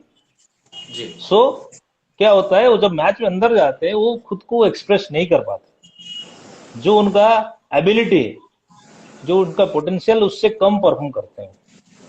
ये जरूर। मैक्सिमम यंगस्टर से होता है। वो चीज हम आज के डेट पिक कर रहे हैं, और हम भी वही सलाह देंगे, चाहे कुछ भी गेम हो, आपको माइंड ब्लैंक करके जाना, मुझे और एक गेम खेलना सिर्फ, चाहे कुछ भी लेवल का हो। ये आसान बात नहीं होता है, लेकिन आप जब जाते हैं वो प्रेशर रहेगा। जी मैंने बोल दिया, इतना आसान नहीं होता, जो खेलता है उसको पता है। जरूर। लेकिन आप कोशिश करना, से मैं माइंड फ्री होके, मतलब खाली रख के जाऊं, ये खेल रहा है, वो बॉलर खेल रहा है, या मुझे परफॉर्म करना है, ये डालेगा, तो बेकार की बात है। एक बार आप अंदर बीच में खड़ा हो गए और स्टांस लिए, 4-5 लगे बॉल लगेंगे आइडिया करने के लिए, दैट्स इट। फिर आपका जो मेथड ऑफ क्रिकेट है आप खेलो, और जरूर, सिर्फ with positive frame of mind. निश्चित तौर पर बहुत बढ़िया बात आपने बताया। नेक्स्ट क्वेश्चन आपके सामने। फिलहाल आप उड़ीसा रणजी टीम के बैटिंग कोच है, तो फिर बहुत सारे आपके साथ वासिम जाफर भी जुड़े हुए थे, और मिलकर आपने बहुत बढ़िया काम किया। और अभी अभी शुभ्रांशु सेनापति जैसे खिलाड़ी को मौका मिला चेन्नई सुपर किंग डगआउट पे उन्होंने जगह बनाया आईपीएल पे, जैसे एक बड़े मुकाम पर। एक बहुत बढ़िया साइन है उड़ीसा क्रिकेट के लिए। लेकिन बहुत सारे खिलाड़ी हैं जिनके पास वो पोटेंशियल है, जिनके पास वो काबिलियत है, जो इंडियन टीम पे भी खेल सकते हैं। लेकिन उड़ीसा पिछले कुछ समय से बहुत पीछे चल रहा है। लेकिन खिलाड़ी के पास शायद वो जोश है, जज्बा है, क्या वो प्लेटफॉर्म नहीं मिल रहा है जिसके वजह से वो आगे की तरफ नहीं जा पा रहे। जैसे कि रणजी हो जहां पे आपको कंसिस्टेंसी दिखाना चाहिए, या फिर आईपीएल पे जाके आपको बेहतर परफॉर्मेंस करना चाहिए। कुछ खिलाड़ियों का नाम आप लेंगे जो अभी के दौर का टीम है, जो खिलाड़ी हैं उनके अंदर आपका जो फेवरेट खिलाड़ी है या फिर जो बैट्समैन है, बल्लेबाज है, उनका नाम आपको फटाफट लेना है। एक्यूरेट बैट्समैन राइट नाउ जब ओडिशा रणजी टीम को हम देखते हैं, कौन सा बल्लेबाज? सेनापति। Subhranshu Senapati, Senapati. No doubt. Yes, accurate bowler. Accurate, current date में एक्यूरेट, अगर मैं एक्यूरेट पूरा नहीं बोलूंगा, is the upcoming bowler Rajesh yes, Mohanty. Yes. Finisher के तौर पर आप किसको देख रहे हैं? फिनिशर को अगर मैं बोलूंगा, सेनापति के ही एबिलिटी है, बाकी सब में है, लेकिन वो फिनिशर का जो क्लास है अलग, वो थोड़ा डिफरेंट है उसके पास। तो और कोई मुझे नहीं लगता उसके। इसको मैं थोड़ा सा इसका ये दूंगा, सूर्यकांत प्रधान था, वो मीडियम पेसर बेसिकली है, लेकिन he is a very good hitter. वो कर सकता है, मैच फिनिश कर देगा आपको if जरूरत पड़ती है तो। जी, गेंद को घुमाने वाला यानी कि स्पिन के जादूगरी गेंदबाज उड़ीसा टीम पे आपको ऐसा कौन सा गेंदबाज जिन्होंने प्रभावित किया है, आपको लग रहा है कि इस स्पिनर को शायद ऊपर लेवल पे खेलना चाहिए, आईपीएल हो या फिर इंटरनेशनल पे आने वाले समय पे? आ, अगर मैं पप्पू राय की बात करूं कि उनको मिला था, दो तीन फ्रेंचाइजी ने उनको अपने पास रखा था एज ए प्रोबेबल्स, लेकिन उसको और कोई प्लेयर होंगे तो उसको मौका नहीं मिला, क्योंकि उसको जी, बुलाए थे सारे। तो मुझे लगता है उसी के पास था, खेल नहीं पाए अलग बात है, लेकिन उसको बुलाए थे। क्योंकि बेसिकली हमारा मीडियम पे स्टैंडर्ड अब जो है अटैक है, बेसिकली उड़ीसा को मीडियम प्रेशर ही है, जी, leading by Basant Mahanti. So spinner के ऊपर इतने अच्छे स्पिनर उसके बाद इतने बने नहीं। पर अगर जी, स्पिनर की आप बात कर रहे हो तो मैं पप्पू राय का नाम दूंगा। जरूर। चलिए, ये तो हमारे जो अभी के दौर के टीम है जिन्होंने अभी कमाल कर रहे हैं, अभी उनका फ्यूचर ब्राइट हो ये हम उम्मीद लगाएंगे। और बतौर कोच आपको बेस्ट ऑफ लक की आपकी कोचिंग पे और भी बेहतर परफॉर्मेंस खिलाड़ी दे पाए और उड़ीसा को और भी बहुत सारे ट्रॉफी लेकर आए। एक प्रोफेशनल क्रिकेटर बनने के लिए क्या एज होना चाहिए? उम्र क्या होना चाहिए जहां से आप शुरुआत करते हैं, फिर जाके आप जहां तक पहुंचना चाहते हैं वहां तक पहुंच पाएंगे? वो एज क्या होना चाहिए जहां से आपको ज्वाइन करना चाहिए क्लब पे, या फिर वो प्रैक्टिस करना चाहिए, वो जहनी तौर पर आपको सोचना चाहिए कि मैं क्रिकेट खेल सकता हूँ, क्रिकेट पे कैरियर बना सकता हूँ? देखिए, ये चीज मैं बोलूंगा एक प्रोसेस होता है, ऐसे नहीं मैं सोच के जाऊंगा मुझे क्रिकेट कैरियर बनाना है। जी, वो प्रोसेस क्योंकि क्या प्रोसेस होता है? कैसे आपने वो प्रोसेस को फॉलो किया था, कैसे अभी के जो यंगस्टर है वो प्रोसेस को फॉलो कर रहे हैं, उसी प्रोसेस को आप थोड़ा सा विस्तार पे बता देंगे तो बेहतर होगा। हमारे जो यंगस्टर है कि इसी लाइन से जाएंगे तो वो एक मुकाम हासिल कर पाएंगे। सिंपल सी बात है, अगर आप कहीं जाते हो, लाइक से हम पहले तो एक क्लब ज्वाइन करते हैं ना, उस क्लब में खुद को वहां एस्टेब्लिश पहले करो। क्लब के लिए सिलेक्ट हो, क्लब मैचेस खेलने के लिए। आज की डेट में इंटर क्लब्स होते हैं, बहुत कुछ होते हैं। पहले नहीं था, हम टूर्नामेंट खेलते थे, जो भी है गाँव वगैरह जाके चारों तरफ टूर्नामेंट खेलते हैं। पहले खुद को वहां एस्टेब्लिश करो, फिर आता है सिलेक्शन, डिस्ट्रिक्ट का होता है सिस्टमेटिक। तो आप कंसिस्टेंट वहां परफॉर्म करो, फिर नेक्स्ट लेवल जाओ। जो नेक्स्ट लेवल जो जो होता है ना आपका, जो सीढ़ी चढ़ने का, उसमें आप ध्यान दो। That is process. मैं ये नहीं बोलूंगा आज मैं क्रिकेट खेलना है मुझे कल को स्टेट खेलना है, या आज क्रिकेट शुरू कर रहा हूं मुझे इंडिया खेलना है। जी, ये होता है ना, वो कहने वाली बात हो जाती है। उसमें जी कुछ नहीं होता, आपका एम्बिशन रहना चाहिए, या आप गोल देख रहे हो मुझे कंट्री रिप्रेजेंट करना है, लेकिन पहला वाला जो सीढ़ी है उससे तो पार करो पहले। लेकिन सो दैट पहले टारगेट आप वहां तक रखो, जरूर। पहला गोल वहां तक रखो। मुझे यहाँ क्लब में पहले एस्टेब्लिश खुद को करना है, और मुझे वो क्या बोलते हैं उसको, वो दिखाना है मुझे परफॉर्म करके, जे नहीं मैं बिलोंग करता हूँ इस पहले इस लेवल के लिए, फिर आप नेक्स्ट लेवल के लिए सोचना।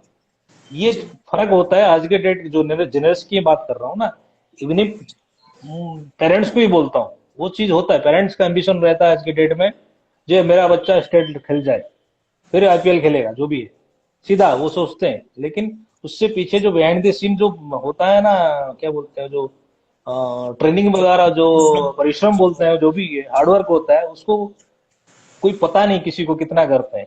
आज के डेट में विराट कोहली को देख रहे हो, इतना बड़ा स्टारडम, उसका डिसिप्लिन लाइफ स्टाइल अब किसी को पता नहीं होगा शायद, जी।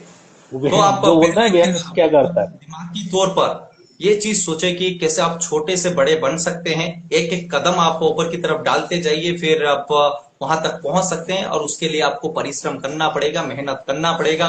जरूर। आज अभी के दौर पे देखें तो फिर उड़ीसा पे बहुत सारे मतलब वो लाइफ लाइन पहले शायद उतना मौका नहीं मिल रहा था, लेकिन अब बहुत मौका भी मिल रहा है, और जहां पे खिलाड़ियों को वो चांस मिल रहा है, और जहां पे वो बेहतर कर रहे हैं, जिसके वजह से आज शुभ्रांशु सेनापति चेन्नई सुपर किंग के साथ जुड़े हुए थे। लॉकी बॉय मुस्ताकिम, आपका ये सवाल था जो हमने लिया, और जरूर आप इसी चीज को फॉलो करें। पवित्र नायक का एक क्वेश्चन है, उसको मैं पूछना चाहूंगा। नहीं, वो क्वेश्चन तो मेरे को भी समझ में नहीं आ रहा है। चलिए हम नेक्स्ट क्वेश्चन के ऊपर आते हैं।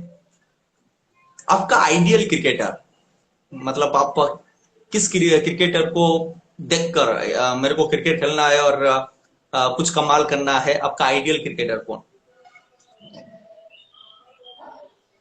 मैं जब ग्रो हुआ ना क्रिकेट में, मतलब जैसे रणजी में खेल चुका, उसके बाद ग्रो हुआ जब मैं स्टीव वो को बहुत फॉलो करता था, टू बी नाइस। ऑनेस्ट। क्योंकि इसको इसलिए करता था, जब ऑस्ट्रेलिया इन डायर स्टेट होता है या कुछ खराब सिचुएशन होता है, उस बंदे ने उस टाइम मैच निकालता था। वो जो क्वालिटी था, वो मुझे बहुत मतलब पसंद था। तो ऐसे भी मेरे साथ भी कई मैचेस हुए हैं जहां मैं ऐसे मैच निकाला हूँ, जी बट मैं उसको ज्यादा मानता था। मैं भी वर्ल्ड बहुत ज्यादा रिनाउंड आप नहीं बोल सकते, या उस टाइप क्लास बहुत बड़ा नहीं था, लेकिन उसका जो गट्स था, यू नो, जो निकालने का जो उसको बायोग्राफी में भी पढ़ता हूँ। जी मैंने उसका इनिंग्स देखा था अगेंस्ट वेस्ट इंडीज, जी जो बॉडी में लेके, क्योंकि उसको पुल अच्छा नहीं मार पाता वो कभी भी। आपने अगर उसका बैटिंग स्टाइल देखे होंगे, पुल अच्छा नहीं मार पाता था। उसने डबल हंड्रेड किया था वेस्ट इंडीज में। उसको मतलब स्कॉटली आमरोज, कटनी वॉल्स दोनों का बाउंसर वो बॉडी में लेता था, फिर उल्टा वो गाली देता था बॉलर को। मतलब वो जो इतना स्ट्रॉन्ग माइंडसेट कैसे बना सकता है, जब लिथल बॉलिंग होता है, लोग जैसे भी जितने भी बड़े बैट्समैन हो थोड़ा सा बैकवर्ड रहता है, लेकिन ये बॉडी ब्लो में लेके भी वो कर जाता था। उसने डबल हंड्रेड किया था जी उसमें। वो जो इनिंग्स था, मैंने वॉच किया हूँ, मुझे जितने भी इनिंग्स काफी देखा हूँ, one of the finest innings बोलूंगा मेरे लिए इन टर्म्स, क्योंकि मुझे उसको पसंद है। ये जो फाइटिंग एबिलिटी है ना, ये जरूरत है, क्योंकि ये चीज क्या होता है, आपको आज ए प्लेयर ग्रो करेगा। क्योंकि जी सिचुएशन आपको, जब क्या होता है ना, आप किसी इनिंग्स क्यों महत्व देते हैं, उस किस सिचुएशन में इसने रन किया था, वो मैटर करता है बहुत ज्यादा। कई कई होता है ना ऐसे मैच विनिंग में 40-50 रन का कंट्रीब्यूशन हो, किसी ने 100 किया, लेकिन वो 40-50 रन का वैल्यू बढ़ जाता है उससे ज्यादा 100 से। जी तो आप ऐसे सिचुएशन को फेस करोगे जब आप जितना अच्छे लेवल पे क्रिकेट खेलते रहोगे। तो अगर मुझे पूछा जाएगा तो मैं स्टीव वो को सबसे ज्यादा मानता था वर्ल्ड क्रिकेट में। जी। पवित्र नायक जो हमारे हम उड़ीसा गली क्रिकेट पे इंग्लिश कमेंटेटर के तौर पर जाने जाते हैं, उनका एक क्वेश्चन है, उसको लेना चाहूंगा मैं।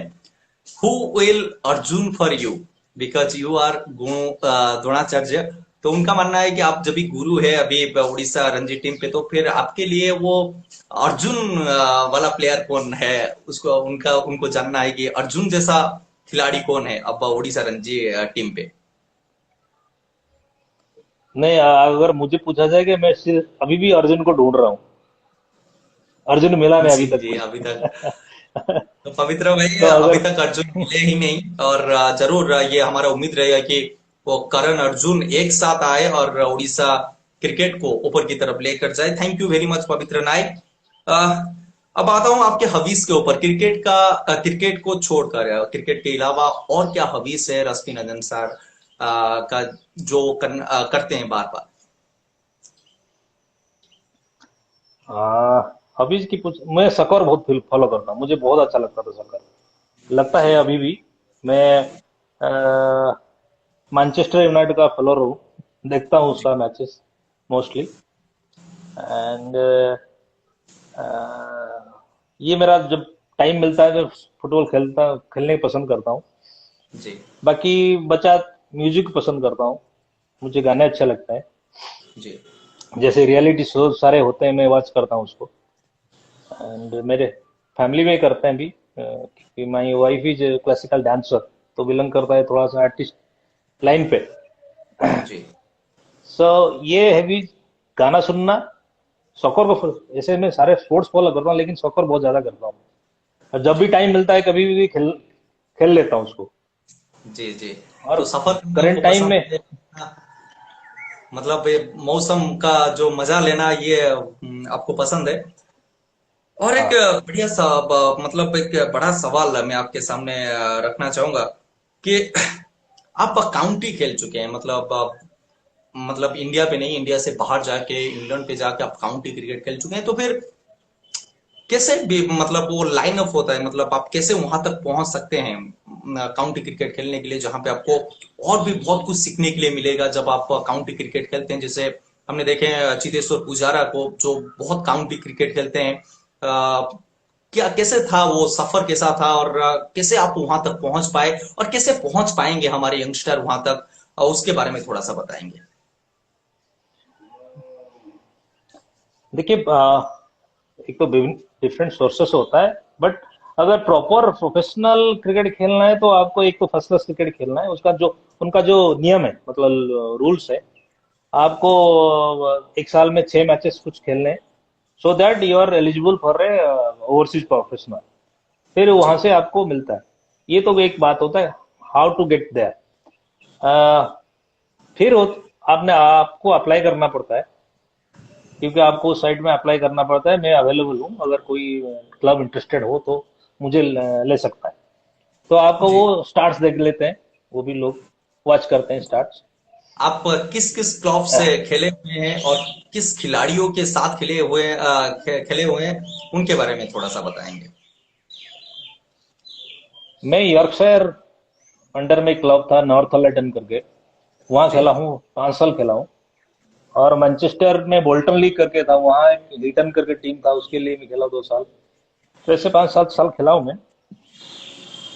बट ये जो यॉर्कशायर अंडर में खेला हूँ, मेरा कप्तान था लियाम बोथम, इयान बोथम का बेटा। यस हाँ, वहाँ एक लोकल प्रोफेशनल था जोनाथन बार्न्स करके, वो डरहम खेल चुका था, डरहम से काउंटी खेल चुका थे। तो ये प्रीमियर लीग होता था, हम लोगों को वहां मिलता था खेलने का। डायरेक्ट काउंटी जैसे टेस्ट प्लेयर होते हैं उनको डायरेक्ट मिलता है, अदरवाइज हमें वो प्रीमियर लीग मिलता है खेलने के लिए। तो वहां का एक्सपीरियंस थोड़ा सा शेयर करना इसलिए चाहूंगा, क्योंकि वहां क्रिकेट खेल के मुझे बहुत ज्यादा सीखने को मिली। एक तो first of all, and what is professionalism. Yes वो जो एक टर्म होता है, लोग बोलते प्रोफेशनल, प्रोफेशनल्स या प्रोफेशनल क्रिकेटर, अगर मैं बोलूंगा उसका टर्म जी एग्जैक्ट मतलब पता नहीं सबको। इवन करंट जनरेशन जो भी खेल रहे हैं सीनियर क्रिकेट में, उनको भी पता नहीं। जी तो ये जो एटीट्यूड की बात कर रहा हूँ ना, ये चीज में बहुत फर्क लाया मुझे वहां खेल के। तभी मैं जी बोलूंगा वो जो एक्सपीरियंस था वहां मुझे हेल्प किया, how you become a professional, and वो प्रोफेशनलिज्म क्या होता है। तभी मैं यहाँ आके 8 साल खेला अदर स्टेट से।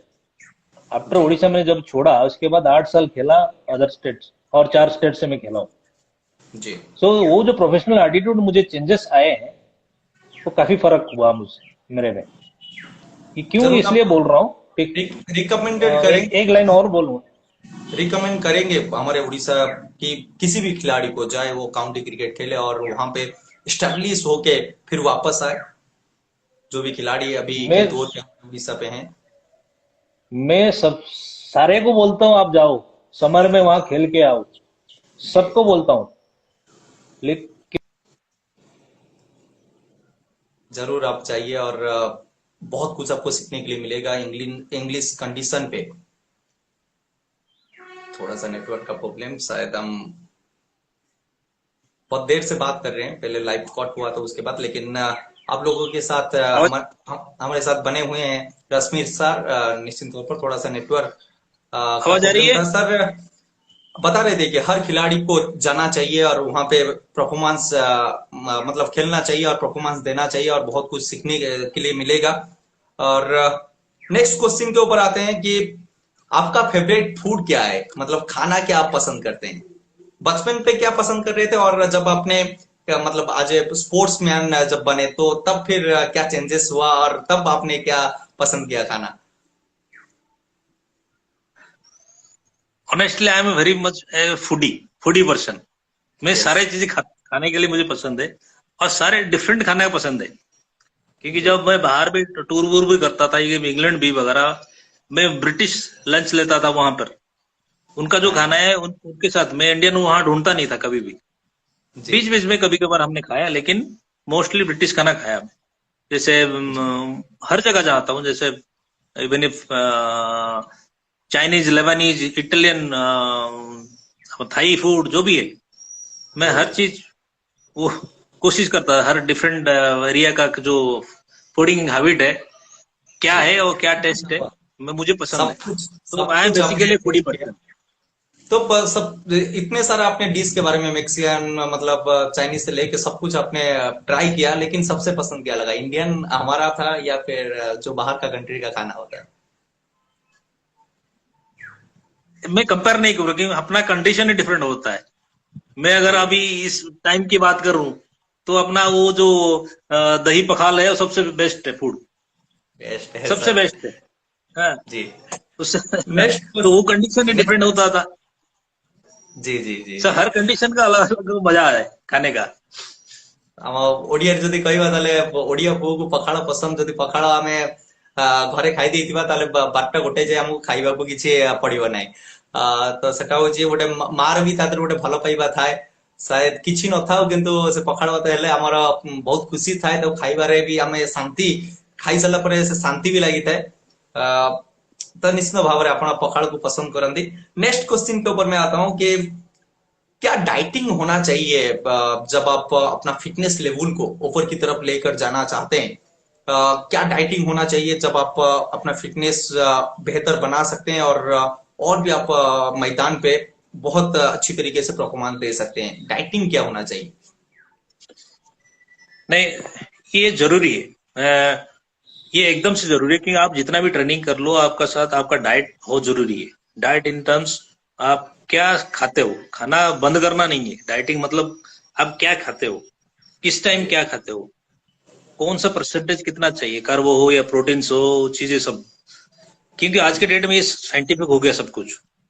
पहले हमारे टाइम में नहीं था, हम कुछ भी मिलता था खाते थे।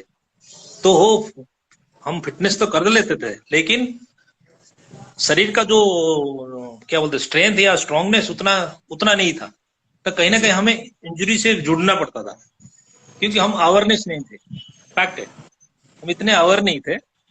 सो कुछ ना कुछ लैक करते थे। फिर बाद में धीरे धीरे जब आपका फिजियो ज्वाइन की या ट्रेनर ज्वाइन किए टीम के साथ, फिर उन्होंने का इनपुट्स आया काफी चीजें। तो लेकिन वो हैबिट वो आपको कंट्रोल करना बहुत जरूरी है। सो जी। टू बी ऑनेस्ट, अगर आपको कुछ लाइफ में अचीव करना है, you have to sacrifice a lot of things. ये एक जी पार्ट होता फिटनेस के है। लिए डाइटिंग, खाना इज डाइटिंग बहुत सैक्रिफाइस आपको जरूरी है। करने पड़ेंगे। जी।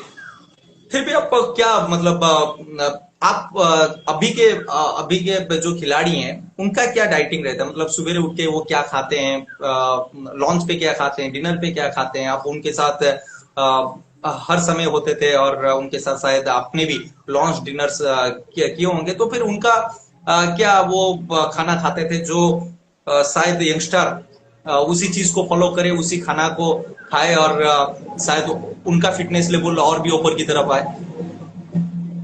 एक्चुअली फूड मैटर करता है। आप जो प्लेयर है वो किस एज ग्रुप में है, वो भी मैटर करता है। वो भी चीज हम देखते हैं कि उसको उसी हिसाब से फिर बनाते हैं। कोई अंडर 16 बच्चा हो, उसका ग्रोइंग स्टेज है, उसको ज्यादा रिस्ट्रिक्ट नहीं कर सकते। लेकिन दो जब अंडर 19 हो गए या सीनियर थोड़ा उसके ऊपर हो गए, तो उनको थोड़ा सा भी कंट्रोल करना पड़ेगा। ये आपको बैलेंस डाइट जो होता है वो चार्ट आज के डेट में सारे देते हैं, इवन आप गूगल में सर्च करो मिल जाता है। तो जो प्रोटीन और कार्बो का जो कॉम्बिनेशन है कितना परसेंट होना चाहिए वो बहुत जरूरी है। बाकी फैट चीजें, फ्राइड चीजें, उसको आपको सेक्रीफाइस करने ही करने हैं। जितना आप जंक बॉइल्ड चीजें खाओगे, जंक बॉइल्ड कुछ भी खाओ, करना बॉइल्ड खाओ। जी।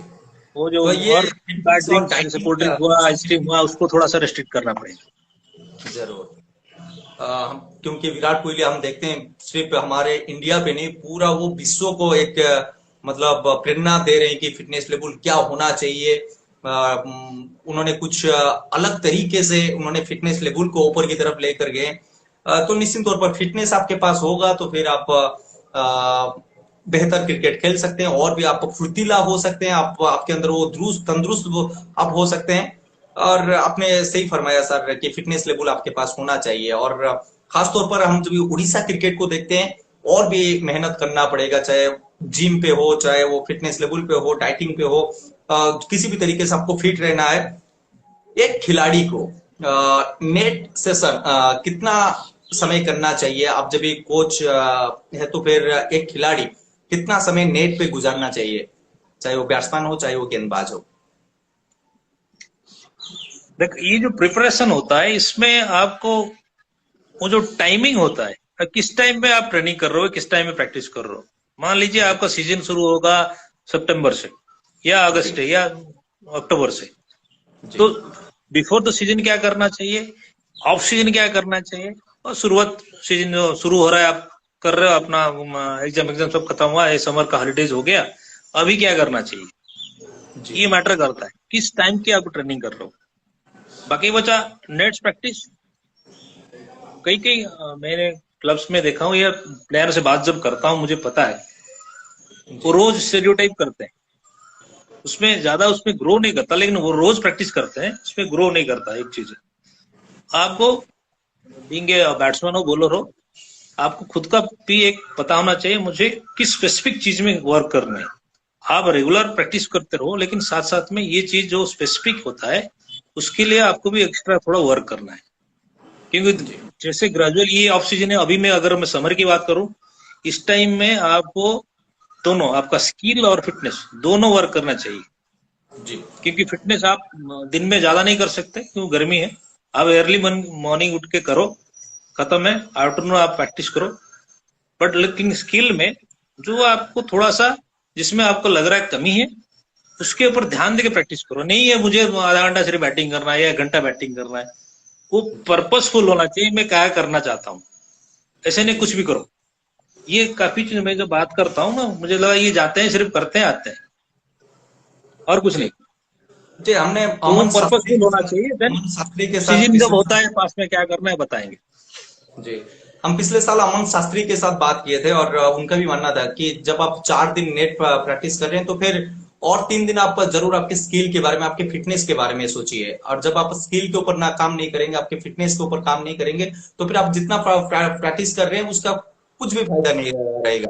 तो स्किल्स और फिटनेस और उसके साथ साथ प्रैक्टिस होना भी चाहिए। और इसको एक मतलब आपको डिवाइड करना चाहिए, कब आपको किस टाइम पर करना चाहिए और किस समय करना चाहिए।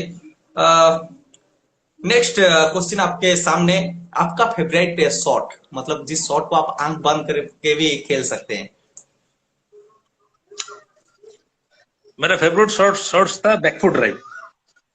बैकफुट पंच बोल सकते हैं या बैकफुट ड्राइव या पुल, ये दोनों थे। मीडियम प्रेशर का। स्पिनर का बोलूं मैं स्वीप चलता था अच्छा, जी स्वीप एंड लेग कट, ये दोनों अच्छे में चलता था। जी अगर सबसे बेस्ट बोलूंगा मुझे बैकफुट पंच सबसे अच्छा लगता था। मेरा लगता भी था। टच। जी जी।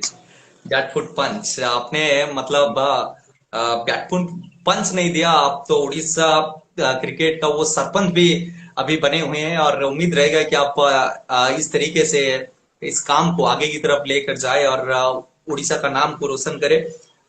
थोड़ा जानना चाहूंगा, जो न्यू बॉल होता है और ओल्ड बॉल होता है, चाहे वो रेड बॉल हो या फिर ये खासतौर पर रेड बॉल के ऊपर जब हम गौर करेंगे, न्यू बॉल के साथ बतौर गेंदबाज आपको क्या करना चाहिए और ओल्ड बॉल के साथ आपको क्या करना चाहिए?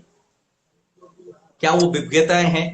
क्या वो सीम डिलीवरी या फिर वो बबल सीम के बारे में हम जानना चाहेंगे। जो यंगस्टर है, शायद ज्यादातर यंगस्टर सिर्फ खेलते हैं, लेकिन उनको वो बबल सीम सीम के बारे में, गेंद नया है गेंद पुराना है, क्या करना चाहिए क्या नहीं करना चाहिए, उसके बारे में आप थोड़ा सा खुलासा करेंगे। एक तो नया बॉल जिसने पकड़ा है या स्ट्राइक बॉलिंग कर रहा है ना, उसका पहला सोच क्या होनी चाहिए मैटर कर रहा है। फिर मैं क्या करता हूँ, मेरा एबिलिटी क्या है, मैं आउट स्विंगर हूँ या एंड स्विंगर हूँ, क्या मैं हिटिंग द डेक वाला बॉलर हूँ, उसी हिसाब से बॉलिंग करेगा। तो अगर सोच रहेगा विकेट लेना है मुझे, देन वो सही में डालेगा। अगर मैं सोचूंगा नहीं मुझे नया बॉल सिर्फ ओवर निकाल देना है, तो वो डालता नहीं फिर वो। क्योंकि जो रोल दिया जाता है ना नया बॉल, इसलिए you are the strike bowler, इसलिए वो स्ट्राइक बॉलर होता है। स्ट्राइक मतलब आपका काम है विकेट निकालना है जी। तो बचना नहीं है उसमें, बेशक उसमें मार भी पड़ जाए तो चलेगा। तो वो चीज दिमाग में रखना है, नया बॉल से डाल रहा हूँ तो मुझे विकेट निकालना है, तो विकेट निकालने के लिए मुझे क्या लेंथ पकड़ने है और क्या लाइन रखना है। लेफ्ट हैंडर हो राइट हैंडर जो भी हो, बैट्समैन बैटिंग कर रहा है उसी हिसाब से। सो बेसिकली ये सोच से उतरो, क्योंकि एवरी इंडिविजुअल का अलग अलग स्ट्रेंथ होता है। जी। जो भी बॉलर है उसका स्ट्रेंथ अलग होता है। कोई अच्छा हिट करता है तो उसको एक्स्ट्रा बाउंस करता है, वो एज करा सकता है।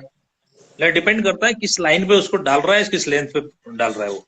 तो आउट स्विंग कर रहे हैं, कहाँ से आउट स्विंग कराएगा?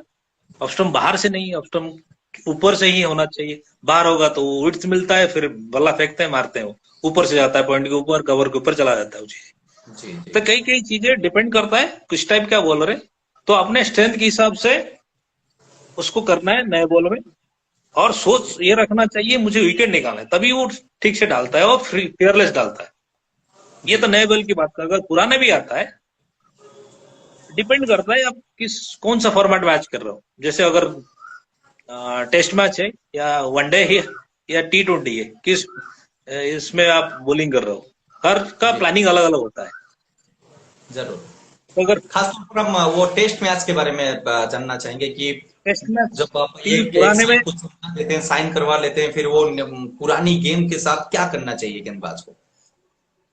अगर रिवर्स करा सकता है बहुत अच्छा है, लेकिन रिवर्स पे आपको वर्क करना है। रिवर्स सबसे होता नहीं, क्योंकि आपको थोड़ा एक्स्ट्रा एफर्ट मारना पड़ता है रिवर्स के लिए। जी। रिवर्स स्विंग कराने के लिए एक्स्ट्रा एफर्ट मारना पड़ता है, थोड़ा सा दम देना पड़ता है एक्स्ट्रा रिस्ट में भी। तो रिवर्स के ऊपर ज्यादा फोकस रहना चाहिए। एंड कटर्स, कटर्स के ऊपर, क्योंकि उसमें और ज्यादा नहीं स्विंग करेगा, कुछ करना चाहूंगा तो। स्लोर वन का भी बहुत बढ़िया उपयोग कर रहे हैं गेंदबाज। जरूर स्लोर वन भी एक इफेक्टेबल गेंद माना गया है अभी के दौर पे। इसलिए बोलता हूं मैं कौन से फॉर्मेट में खेल रहा है। अगर रेड बॉल में खेल रहा है स्लोअर रन उतना मायने रखते नहीं, लेकिन कभी कभार वो हेल्पफुल होता है। जैसे अगर प्लासिड विकेट मिल जाता है ना, एकदम से सीमेंट जैसा विकेट, कुछ भी नहीं हो रहा है वहां पर, जी वहां पर आपको कुछ अलग से करके विकेट निकालना है, जी। तो उस टाइम आप स्लो रन हेल्प करता है काफी चीजें। या क्रॉस सीम डालते हैं, सीम को पूरा पकड़ते नहीं, थोड़ा सा वाइड करके डाल देते हैं। कुछ स्लो रन कोशिश करते हैं, ड्राइव मारने देते हैं, तो अपीच जाएगा तो चांसेस रहता है। तो उस टाइम कुछ ना कुछ हेल्प करता है। ये जो स्किल का जो क्या बोलते हैं उसको, वेरिएशंस जो है, उसको आज के डेट में मैं बोलता हूँ दोनों बॉल में, व्हाइट हो या रेड हो, दोनों बॉल में उस स्किल का इंप्रूवमेंट जरूरी चाहिए, क्योंकि वो वेरिएशन डिमांड करता है गेम आज के डेट में। जी। तो स्किल लेवल बढ़ाने के लिए आपको थोड़ा एक्स्ट्रा मेहनत करने पड़ेंगे, नहीं तो वो एक्यूरेसी नहीं आता। जब नई गेंद हो तो फिर आप आगे डालिए या फिर वो तेज गति के साथ विकेट चटकाने की कोशिश कीजिए। पुरानी बॉल है तो फिर आपके पास जो विविधताएं हैं, जो वेराइटी है, जो वेरिएशन है, उसके ऊपर आप काम कीजिए। जरूर आप सफलता आपको मिल सकता है और आप विकेट चटका सकते हैं। अब हम अंतिम पर्याय पर आ चुके हैं, अंतिम पड़ाव पर आ चुके हैं। डगआउट मेमोरीज, ऐसा मतलब जो जब आप टीममेट के साथ थे डगआउट पे, एक ऐसा मेमोरीज हमको शेयर कीजिए जो आपके लिए यादगार हो और अभी भी आप उसको याद करते हैं तो दिल को सुकून मिलता है।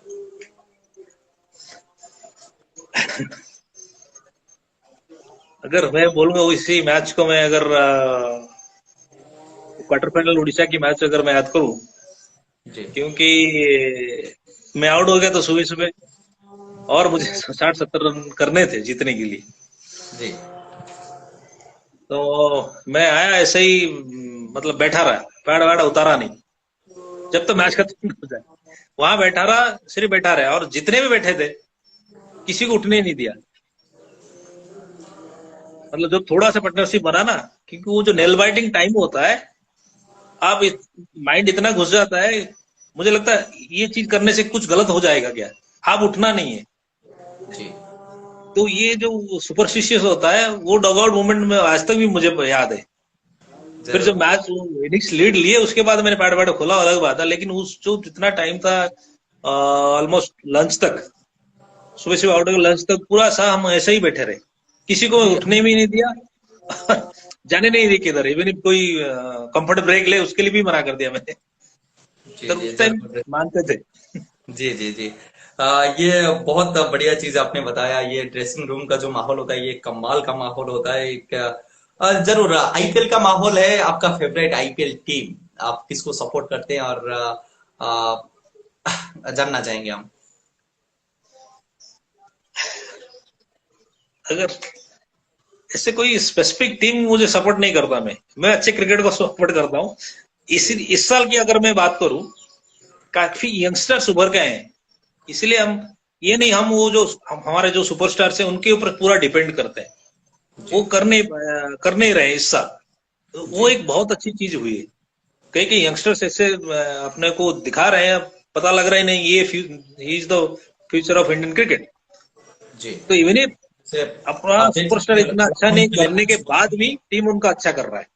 जी सो ये लखनऊ के चीज लिए बहुत अच्छा लग रहा अजहरुद्दीन है हो मुझे। गए, या फिर गुजरात के लिए राहुल तेवतिया ने जैसे 2-3 मैच पे उन्होंने बैटिंग किया, फिनिश किया।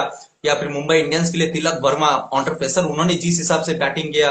शाहबाज अहमद के बारे में आरसीबी के लिए उन्होंने काफी अच्छी पारी खेले हैं। लेकिन 4 टीम क्वालिफायर किया है, गुजरात और राजस्थान, जो पहला 2 टीम, नंबर 1 नंबर 2 और लखनऊ, और कल मुंबई जीता जिसके वजह से आरसीबी क्वालिफाई किया। तो क्या लग रहा है, आपका फीलिंग्स क्या आ रहा है, आपका प्रेडिक्शन क्या रहेगा, इस साल आईपीएल कौन लेगा।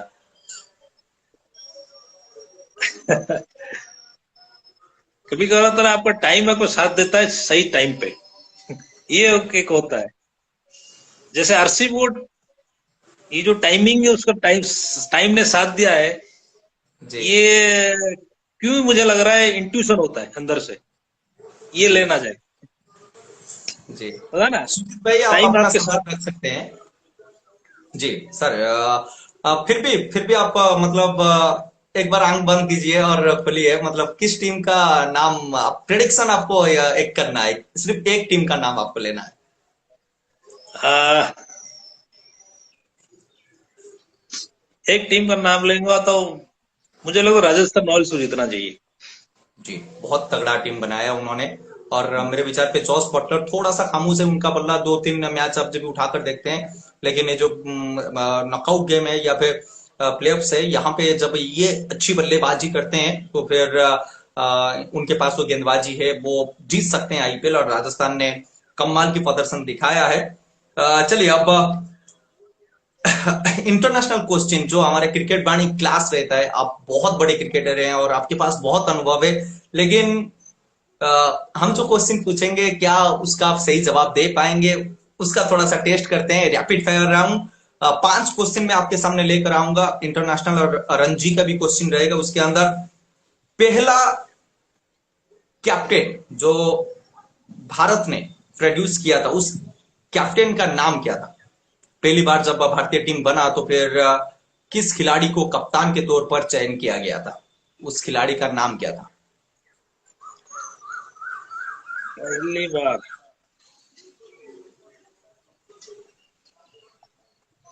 कुड भी लाला अमरनाथ। जी कुछ खिलाड़ियों का मैं आपको हिंट दे रहा हूँ, जैसे ऑप्शन कि दो, कपिल ऑप्शन, हाँ। देव, गावस्कर। सीके नायडू, सुनील गावस्कर। नहीं, ये तो C K Naidu, no doubt. Sunil Gavaskar बहुत परे है, बाद जी में सी है। First T20 5 wicket haul Punjab T20 format पे भारत के लिए किस गेंदबाज ने पहली बार 5 विकेट लिया था? उस गेंदबाज का नाम क्या है? एक हिंट दूंगा कि वो थे स्पिनर।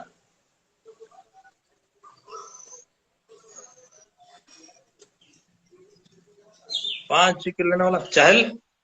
जी बिल्कुल, आप राजस्थान टीम को चूज किया और इस साल वो राजस्थान के लिए हाईएस्ट विकेट टेकर और उन्होंने 5 विकेट लिया था पहली सबसे पहले पंजा खुला था T20 फॉर्मेट पे।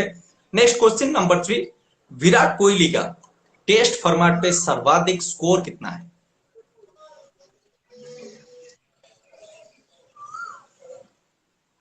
हिंट दूं आपको?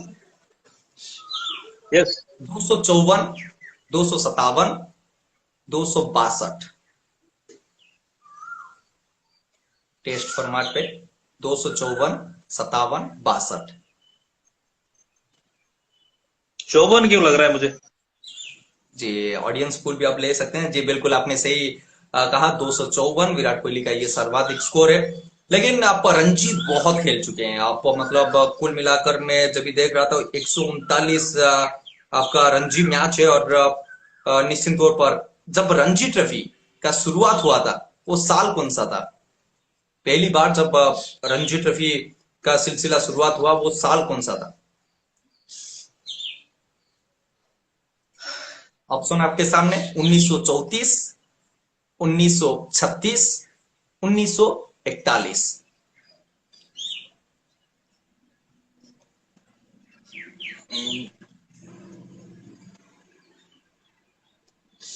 कुछ भी 41 मुझे लग रहा है।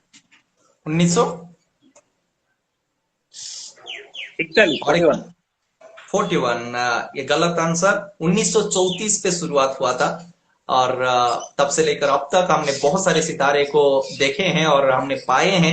1934 से शुरुआत हुआ था, लेकिन एक थोड़ा मतलब मैं बहुत सारे रणजी प्लेयर को ये क्वेश्चन पूछा हूँ, शायद उन रणजी खेलना उनका एक तमन्ना होता है, एक ड्रीम होता है, लेकिन शायद वो गौर नहीं करते कि 1934 में शुरुआत हुआ था। नेक्स्ट क्वेश्चन आपके सामने, रणजी ट्रॉफी जो नाम है रणजी ट्रॉफी, किस नाम से ये नवाजा गया है या फिर रखा गया है?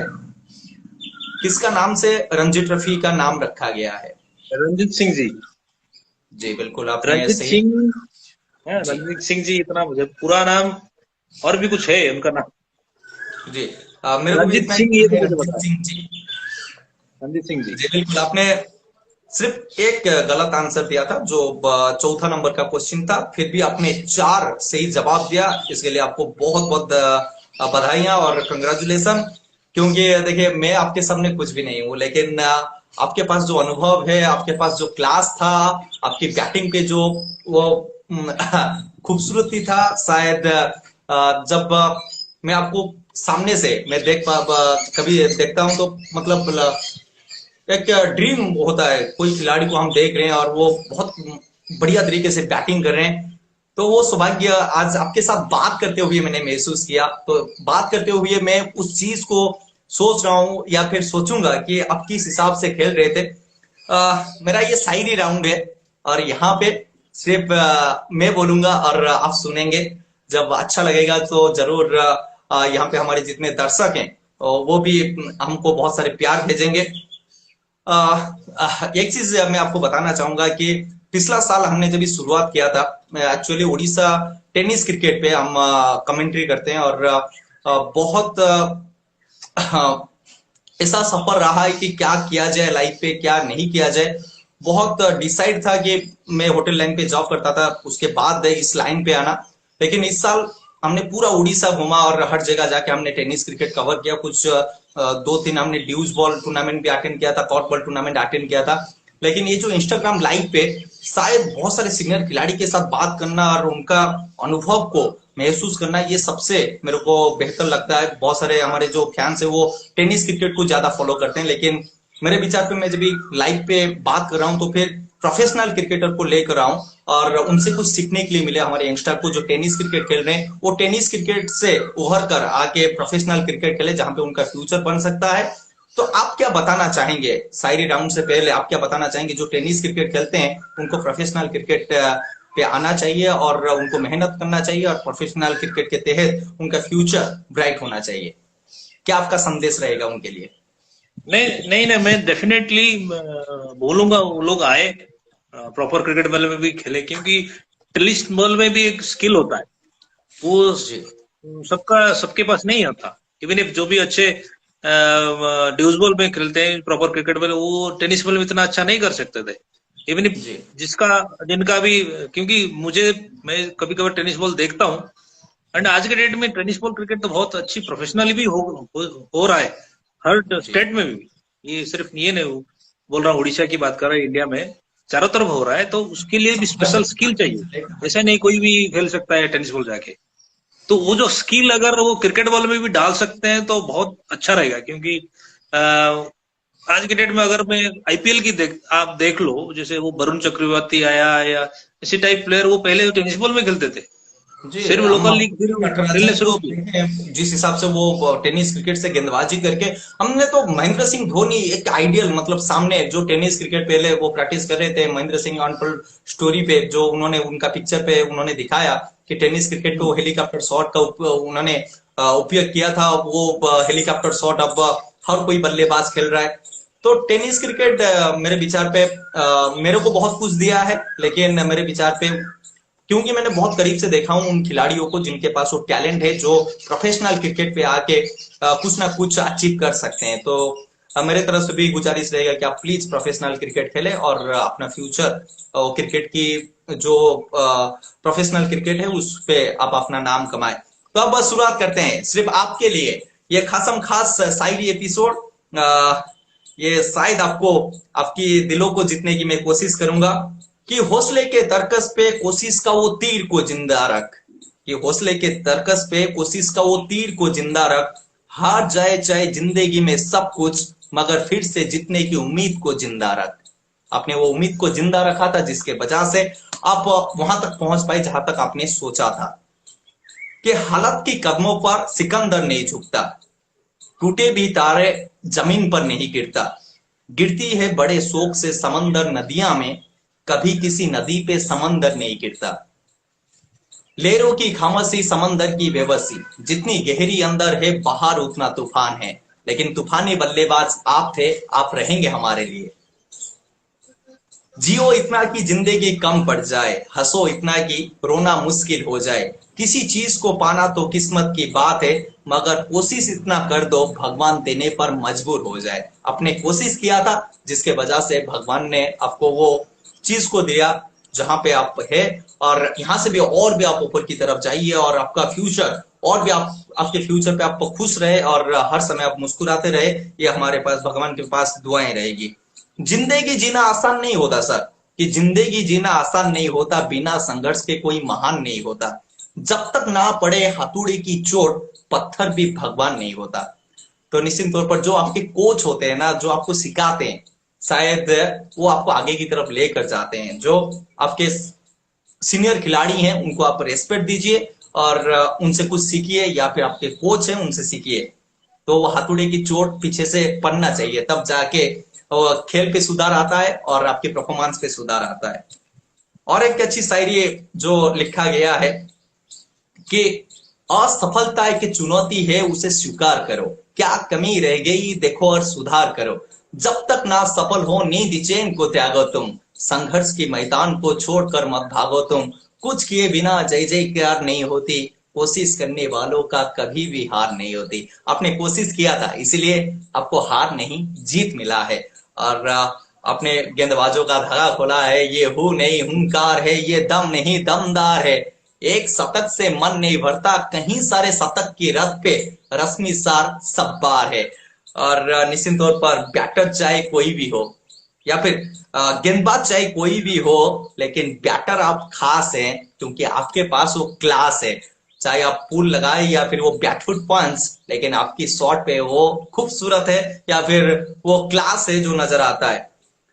क्रिकेट सिर्फ खेल नहीं है कि जज्बा है। क्रिकेट सिर्फ खेल नहीं है कि जज्बा है, क्योंकि हर एक के दिलों पे इस खेल का कब्जा है। आपके दिल पे भी वो खेल के लिए जुनून था, जिसके वजह से आपने सिर्फ ओडिशा को नहीं, आसाम को, राजस्थान को, ऐसे तमाम टीमों के साथ आपने उस ड्रेसिंग रूम पे आपने कब्जा बनाया।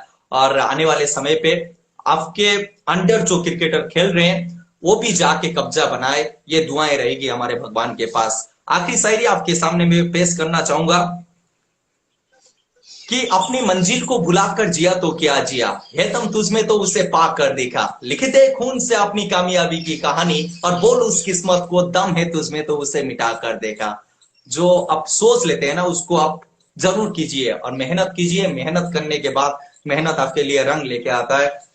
Thank you so much Rashmi sir. और जाते जाते और एक सवाल मैं भूल गया जो मैं पूछना चाहूंगा आपके मम्मी पापा के बारे में।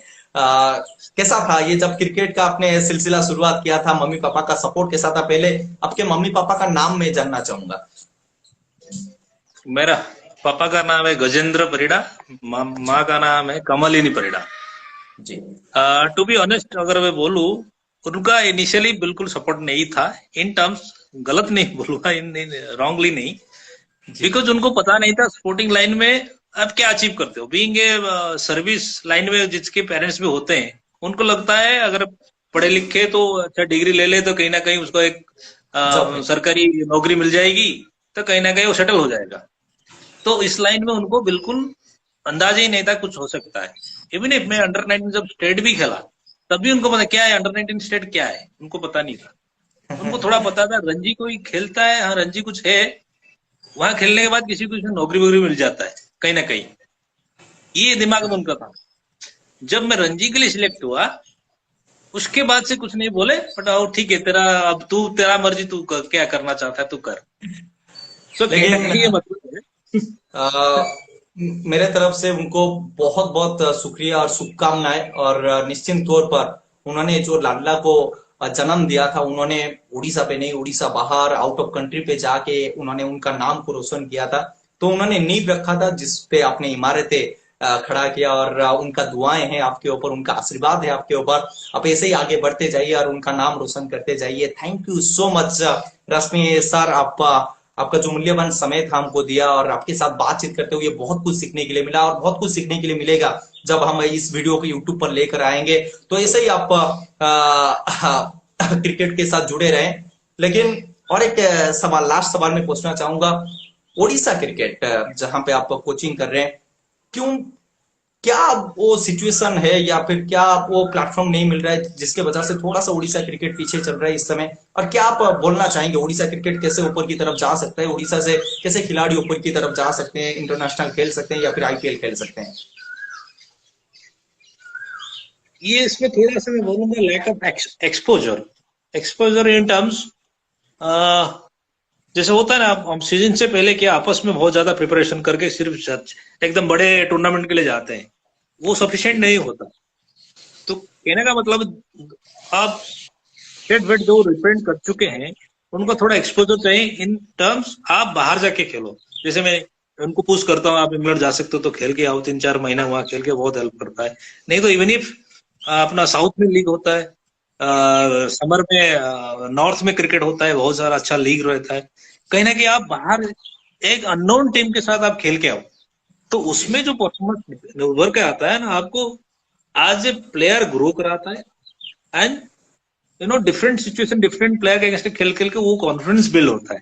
तो बाय द टाइम आप एकदम सीजन पहुंचते हो, रणजी हो या आपका विजय हजारे कुछ भी, तो उस टाइम वो प्रेशर वाला फीलिंग्स आपको नहीं रहेगा। तो वो चीज में कहीं ना कहीं लैक करते हैं हम। सो दैट क्या होता है, बाय द टाइम वो टूर्नामेंट में पहुंचते हैं, इनिशियली उनका 2-3 मैच अच्छे नहीं जाते, 2-3 इनिंग्स खराब हो जाते हैं। So being a professional cricketer आज के डेट में आपको पहले मैच से ही फायर करना पड़ेगा जी, क्योंकि कंपटीशन भी अच्छा है। सो ये चीज थोड़ा सा मैं उनको बताता हूँ, क्योंकि पूरा हम कर नहीं सकते, एसोसिएशन भी हेल्प करेगा। बीच में कोरोना जो भी हो गया तो प्रॉब्लमेटिक था, बट ये चीज एक्सपोजर जरूरी है, उसमें काफी चीजें लर्न करने पड़ता है। तो आज ए टीम अगर अच्छे करेंगे, सो जो प्लेयर का परफॉर्मेंस होता है वो रिकॉग्नाइज होता है ऊपर, फिर ऊपर कहीं ना कहीं वो सिलेक्ट होते हैं। तो जी। ये चीज में आपको उम्मीद ये रहेगा इसका कि उड़ीसा से बहुत सारे खिलाड़ी को मौका मिले आने वाले साल पे, और निश्चित तौर पर उड़ीसा क्रिकेट बहुत ऊपर की तरफ जाए और बहुत सारे खिलाड़ी को मौका मिले। लेकिन हमने बात किया था निरंजन बेहरा के साथ, हमने बात की थी विप्लव सामंतराय के साथ, आने वाले समय पे हम और भी उड़ीसा के चुनिंदे खिलाड़ी के साथ बात करेंगे। लेकिन हम सभी से पूछा था ये एपिसोड आपको कैसा लग रहा है, और आप हमारे सेकंड सीजन का पहला गेस्ट थे, जिसके वजह से मैं तो बहुत प्राउड फील किया कि आपके साथ बातचीत करते हुए। लेकिन कैसा लगा ये जो 1 घंटा का माहौल था, अब आपके घर पे, मैं अपना घर पे, और ये पहला एपिसोड जरूर मेरे लिए यादगार एपिसोड बना। Thank you so much sir. क्या बताना चाहेंगे क्रिकेट वानी के बारे में? आप प्लीज जाके यूट्यूब पर मेरा कमेंट्री सुन सकते हैं, और जरूर आपको शायद बेहतर लगेगा। और मैं कोशिश कर रहा हूँ कि हिंदी शब्द को लेकर मैं बेहतर तरीके से रिप्रेजेंट कर पाऊं, चाहे उड़ीसा को या फिर इंडिया को। वहां तक पहुंचने के लिए मेरे को बहुत मेहनत करना पड़ेगा, और जिस मेहनत के लिए मैंने अपना जॉब छोड़ा है और मैं सिर्फ इसी के ऊपर फोकस किया हूँ। चाहे मैं टेनिस क्रिकेट पे कर रहा हूँ, लेकिन मेरे को कभी किधर से प्रोफेशनली मिलेगा जरूर मैं उसके ऊपर गौर भी करूंगा और मेहनत करूंगा। लेकिन आपको कैसा लगा ये एपिसोड? सिर्फ 2 लफ्ज पे हाँ, आप बताएं। एक तो पहली बार ये मेरा पहला वाला प्लेटफॉर्म था ऐसे में इंटरेक्ट करने का। जी ये थोड़ा डिफरेंट एक्सपीरियंस फॉर मी, मेरे लिए भी था। एंड मुझे बहुत अच्छा लगा आपका जो शायरी करने का अंदाज, वो जी बहुत पसंद आया। और मेरे शुभकामनाएं, ये जो आप प्रोग्राम बना रहे हैं बहुत अच्छा है। कहीं ना कहीं हम डायरेक्ट इंटरेक्ट नहीं कर पा रहे हैं, लेकिन उनका क्वेश्चन आपके थ्रू हमें आ रहा है। तो जी अगर कभी कभार उनको भी, अगर जैसे जो जो फॉलो करते हैं उनको डायरेक्ट क्वेश्चन अगर पूछ सकते हैं उनके लिए भी अच्छा होगा। वो भी फील करेंगे नहीं मैंने लिख के दिया है, डायरेक्ट बात कर सकते हैं। वो भी कोई जी अच्छी बात है, अगर उस टाइप का आप ट्राई कर सकते हैं और अच्छा है। और मेरा शुभकामनाएं, ये आप बरकरार रखिए। ये एक बहुत अच्छा इनिशिएटिव है आपका। एंड जी माई बेस्ट विशेस। और ज्यादा कुछ नहीं बोला, मुझे बहुत अच्छा लगा आपसे इंटरेक्ट करने की। थोड़ा ठीक सा है। मेरा रिफ्रेशिंग हो आपके गया साथ माइंड। जो जाते जाते आपके साथ जब हमने ये इंटरव्यू का बातचीत किया था, हमारे सुशांत सर जो स्कान स्पोर्टिंग की तरफ से खेलते थे, उनको आप जानते हैं थोड़ा बहुत, और उनके वजह से आज मैं आपको पाया। और thank you so much Sushant sir, और thank you so much Rashmi Ranjan Parida sir. आप इतना समय दिया ज्वाइनिंग अस। बहुत मेमोरेबल ये मेरा लाइव एपिसोड सीजन 2 का रहा। और फिर दोबारा आपके साथ मुलाकात होगा, फिर दोबारा हम बातचीत करेंगे। और बेस्ट विशेस उड़ीसा क्रिकेट को, क्रिकेट वाणी फैमिली की तरफ से। थैंक यू सो मच, और ग्रैंड सैल्यूट आपको। आप जो कर रहे हैं वो बहुत बढ़िया काम कर रहे हैं, और आप ऐसे ही इस काम को बरकरार रखें। और अब अलविदा लेने का समय आ चुका है। Thank you so much once again. Thank you very much, thank you for